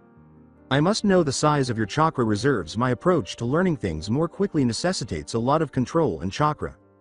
I would say that I have as much chakra as a mid-level Jonin, though I haven't had a chance to test my reserve capacity in a while, and because my family has always been extremely accurate with our control, my chakra control is about as sophisticated as it gets. As he lifted Hinata and twirled her in a circle before setting her down again, Naruto let out a shout of joy. Hina, that is flawless. I can now teach you Bushin no Jutsu, the cage. How will studying Fuinjutsu while we sleep be aided by the cage Bushin no Jutsu? Now completely bewildered, Hinata inquired. Everything a cage Bushin has learned is returned to the person who used the jutsu when it is dispelled. Physical training is the only thing it cannot assist you with. Mental fatigue following the dispelling of the clones is the other main disadvantage of training in this manner, Naruto clarified. The more clones you have working, the heavier the exhaustion. Are you prepared to attempt your first cage Bushin, then? Did he ask? Excited to learn one of Naruto's favorite jutsus, Hinata nodded her head rapidly. All right, now keep in mind that there's a reason this technique is prohibited. You will die of chakra exhaustion if you make too many clones when you make a cage Bushin. As opposed to a regular Bushin, you divide your chakra equally among all of the clones you are making. Therefore, I only want you to make one clone on your first attempt. But for now, all I want you to do is activate your Byakugan and carefully watch my chakra coils as I perform the jutsu.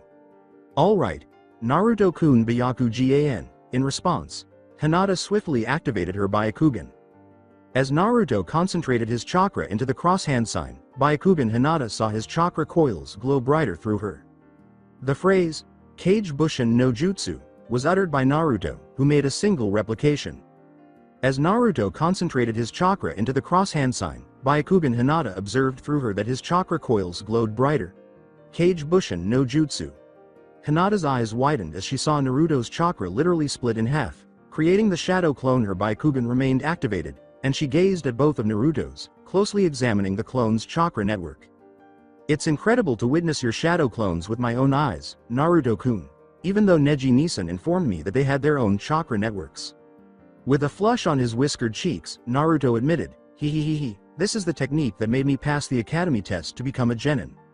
Naruto returned to his task, saying, okay, now you try. Hey, I'm prepared. With determination, Hinata made the sign of the cross and began to concentrate her chakra so that it would split in two, just like Naruto's. Kage Bushin no Jutsu.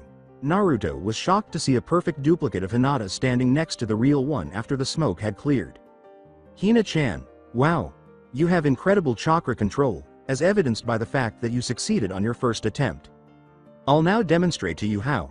Once the clone's memories are dispelled, they become ours. You will tell me what my clone told yours after we send the clones to the park and instruct them to dispel after they have a conversation. I learned how to train my wind element using the clones in the same manner that Kakashi-sensei did. This will also help you experience some of the mental fatigue that follows their dispel. He gave his clone a look and said, you know what to do. After directing her own clone to follow Naruto's to the park, Hinata decided where they wanted the clones to begin studying while they slept while they waited for the clones to dispel Naruto. So I will have my clone practice drawing the practice seals on this scroll since my handwriting is pretty bad, and you will star. When Naruto felt his clone dispel, he looked at Hinata and realized that hers had done the same. The memory of the transaction the clones had in the park brought back the heat to both of their cheeks. I apologize, Hina. Sometimes the clones have their own minds, Naruto said. I guess I forgot to warn you about that. Hinata, embarrassed by her clone's actions, said, I see what you mean with the mental exhaustion that happens when the memories come back. Hina-chan, do you think you can make another clone? Naruto inquired. After assessing her chakra levels, Hinata said, hi, it doesn't feel like I used any chakra at all. You're beginning to understand why one of my favorite techniques is the Kage Bushin with his characteristic smile. Naruto informed her, I am able to use it so much when I fight because the clone is made up of your chakra, and when it is released, the chakra returns to you. This is a practical method. I believe I should be able to make 2 clones without running the risk of running out of chakras. Well, if you make 2 clones and they study for 8 hours, then you will have gained 16 hours of studying, Naruto said. Glancing at the clock, when we dispel our clones tomorrow morning, we will have studied for 2 full days in one night. If you have one clone learn the fundamentals of making seals and the other one studies a seal like this one here, he said, pointing to the scroll that contained a formula for storing chakras. However, since we have to get to your house at 7 AM and it is already 9 PM, we will need to go to bed fairly soon if we want to give them at least 8 hours after your clones dispel. You'll need some time to recover. I'll make 10 clones, 5 to learn the fundamentals of creating seals and 5 to work on my handwriting. Did you actually train your wind element this way?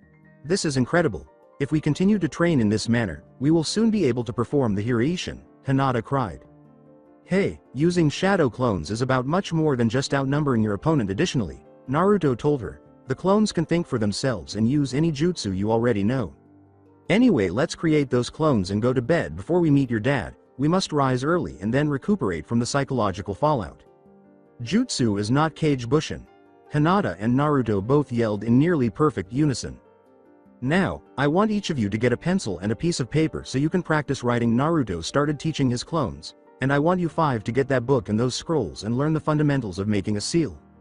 If those guys are good at handwriting early on, try making a couple simple seals, he told the group of clones tasked with learning the fundamentals, and you are going to have to share the book and scrolls on the basics with one of Hina's clones. Naruto said, I want you 5 to dispel 1 clone every hour and a half, pointing to the group that was supposed to practice handwriting. Continue practicing and taking the lessons the clone taught you. Examine everyone's writing and use the clearest and most accurate to expose the clone. Speaking to the other group once more, he said, I want you to try making a simple seal, assuming that our writing will be flawless. After the final clone from the other group give it a try. You should have about 30 minutes. You're right, boss, all 10 clones said simultaneously. Alright Hina, your turn. In contrast to Naruto's aggressive orders to his clones, Hinata was unsure of how to start her instructions. Anyo, could you join the Naruto group and learn the fundamentals? And can you use this book and these scrolls to study the seals on chakra storage? She asked the first clone. She handed the book and a few scrolls on chakra seals to the second clone and asked. The 2 clones bowed their heads and replied courteously, yes ma'am. With a sudden sense of unease, Naruto said aloud, I suppose all we have to do now is go to bed. Hina, would you like to change in the restroom first? Hinata, who was also anxious, answered absently, sure. Hinata picked up her bag and went to the bathroom to get ready for bed, while Naruto went to his dresser, took out his sleepwear, and sat on his bed to wait. his head in his hands as he began to obsessively consider what he would say to Hiashi in the morning. The clones were already working on their assigned tasks. After using the restroom for a few minutes, Hinata came out wearing her favorite lavender pajamas with a chibi fox embroidered on the breast pocket. "Why your turn, Naruto-kun?" Naruto's jaw dropped open as he looked up from the floor to the beauty in front of him upon hearing Hinata's voice. "Are you going to change, Anyo, Naruto?" As Hinata's anxiety increased under Naruto's intense stare, she asked. After blinking several times, Naruto said, oh yeah, right, get change." As he picked up his pajamas and got out of bed, he thought, just when I thought she couldn't get any cuter. The bed springs were squeaking silently in protest. "Hey kid, there is something that I wanted to talk to you about," Kurama told Naruto, lowering his enormous head to rest on his paws, as he lay down in Naruto's mindscape with his forepaws crossed. "Kurama, you had better not try to be pervy again," Naruto replied as he headed to the restroom. "I'm already anxious enough without you adding gasoline to the fire. As much fun as it is to make you squirm, that isn't what I wanted to talk to you about," Kurama gasped. Kurama rarely wanted to have a serious conversation with Naruto. Instead, the fox demon was more interested in playing with his head. Naruto knitted his eyebrows together, wondering what Kurama wanted to discuss with him and when he would have the opportunity. Naruto grabbed the doorknob and pushed the door open. "Well, unless Hinata sneaks out again, I doubt she will be sleeping here again tomorrow night after my chat with her father tomorrow morning. Could it wait until tomorrow evening?" As he shut the bathroom door behind him, he questioned the Kyuubi. The old fox whispered, "It's not like I'm going anywhere, kid." Naruto hastily changed after settling that with Kurama, throwing his filthy garments into a corner. Hinata was waiting for him when he emerged from the restroom. She was lying on his bed, nearly asleep, with the blankets tucked under her chin. Naruto laughed uneasily and said, "Hey, don't forget to make some room for me, Hina." When Hinata saw Naruto's choice of sleepwear, she teased him about how much room he would have by opening her drooping eyelids. "Naruto, do you still wear that thing?" she chuckled. "What is it?" Perplexed, Naruto inquired. "That silly sleeping hat. You've had that thing since we were kids," Hinata said, raising an eyebrow. Naruto removed the sleeping hat from his head, turned it in his hands, and examined it. "Hina, I never gave it any thought. I've simply always..." Naruto was about to respond when something hit him like a 10-ton brick. "How did you find out that I've been wearing this since we were young?" Hinata covered the lower portion of her face with the blankets, blushing in embarrassment. "Recall how I mentioned that I've been keeping an eye on you for a while now?" I was the one who purchased my Byakugan for you, and I would occasionally use it to see how you were doing when neither of us was away on missions." Knowing how much she sounded like a stalker, she admitted, "I've always left a small gift at your door on your birthday since I found out when it was." With one of his contagious smiles, Naruto took the hat and put it securely back on his head before slipping into the bed next to Hinata. Once he was at ease, he put one arm around her shoulders to draw her to him and gazed absently at the ceiling. "Hina, you're not aware of the annual significance of those gifts to me. Those enigmatic presents left by the door on my birthday or during the holidays were the shining beacon that kept me moving toward my ultimate goal of becoming Hokage before I started to be recognized by the village, when I was still nothing more than the Kyuubi brat." Naruto gave Hinata a tender smile as he turned to face her directly. "Hinata-chan, thank you. If it weren't for your little deeds of kindness when everyone else detested me, I could have easily turned into a rogue ninja like Sasuke did. Only worse, I may be the savior of the ninja world, but you are my savior." Naruto returned to staring at the ceiling and said, "Every time we spend time together, I fall more and more in love with you. The more I learn about you, the more I realize how much I owe you, but I swear that I will start paying you back from now on. That is what I swear to do, and I never break my word."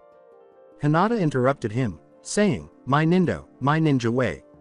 "There is nothing you need to pay me back, Naruto-kun. My dream has come true just to hear you declare your love for me. It's too late now, Hina. I've already promised you and I never go back on my word," Naruto said with a mischievous smile. "In that case, the only way you can repay me is if you continue to make me the happiest woman in the village. Really, let me begin making payments immediately if that's all that's required." With his hands holding him up, Naruto quickly rolled to hover over Hinata, his face only a few centimeters from hers.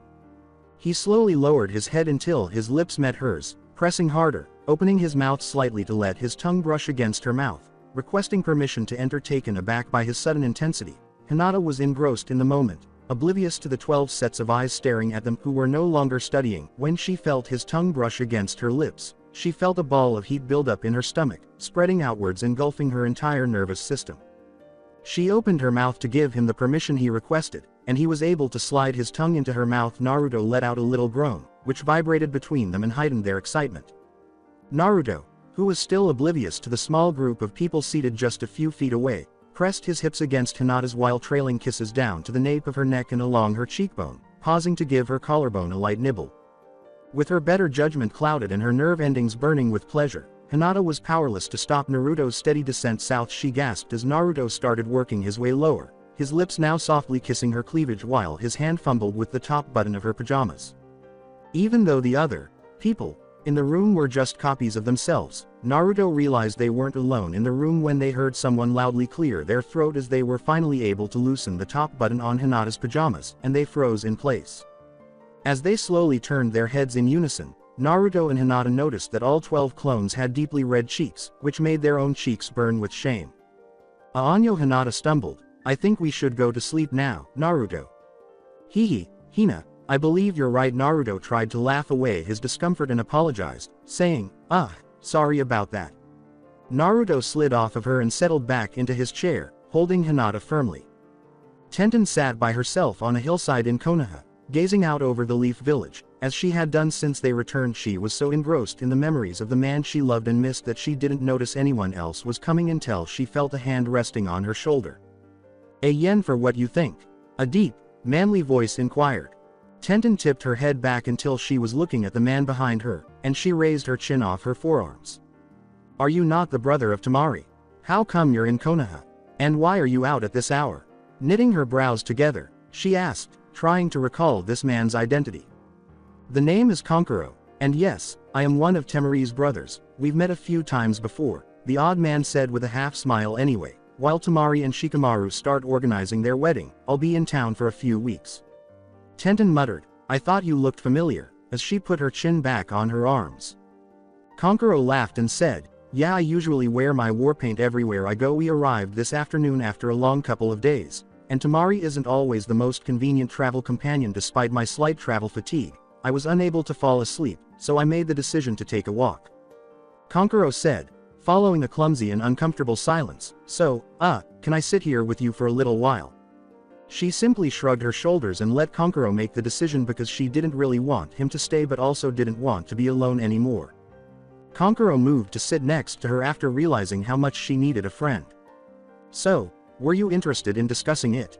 He inquired courteously. What are you talking about? Tenten gave a somewhat hostile response. Leaning back on his hands and extending his legs in front of him, Kankuro said, well, I'm no expert, but even I can tell that something is bothering you. Tenten gave a frustrated snort. What's the point? Why would someone I hardly know care about me when not even my own friends have inquired about my well-being?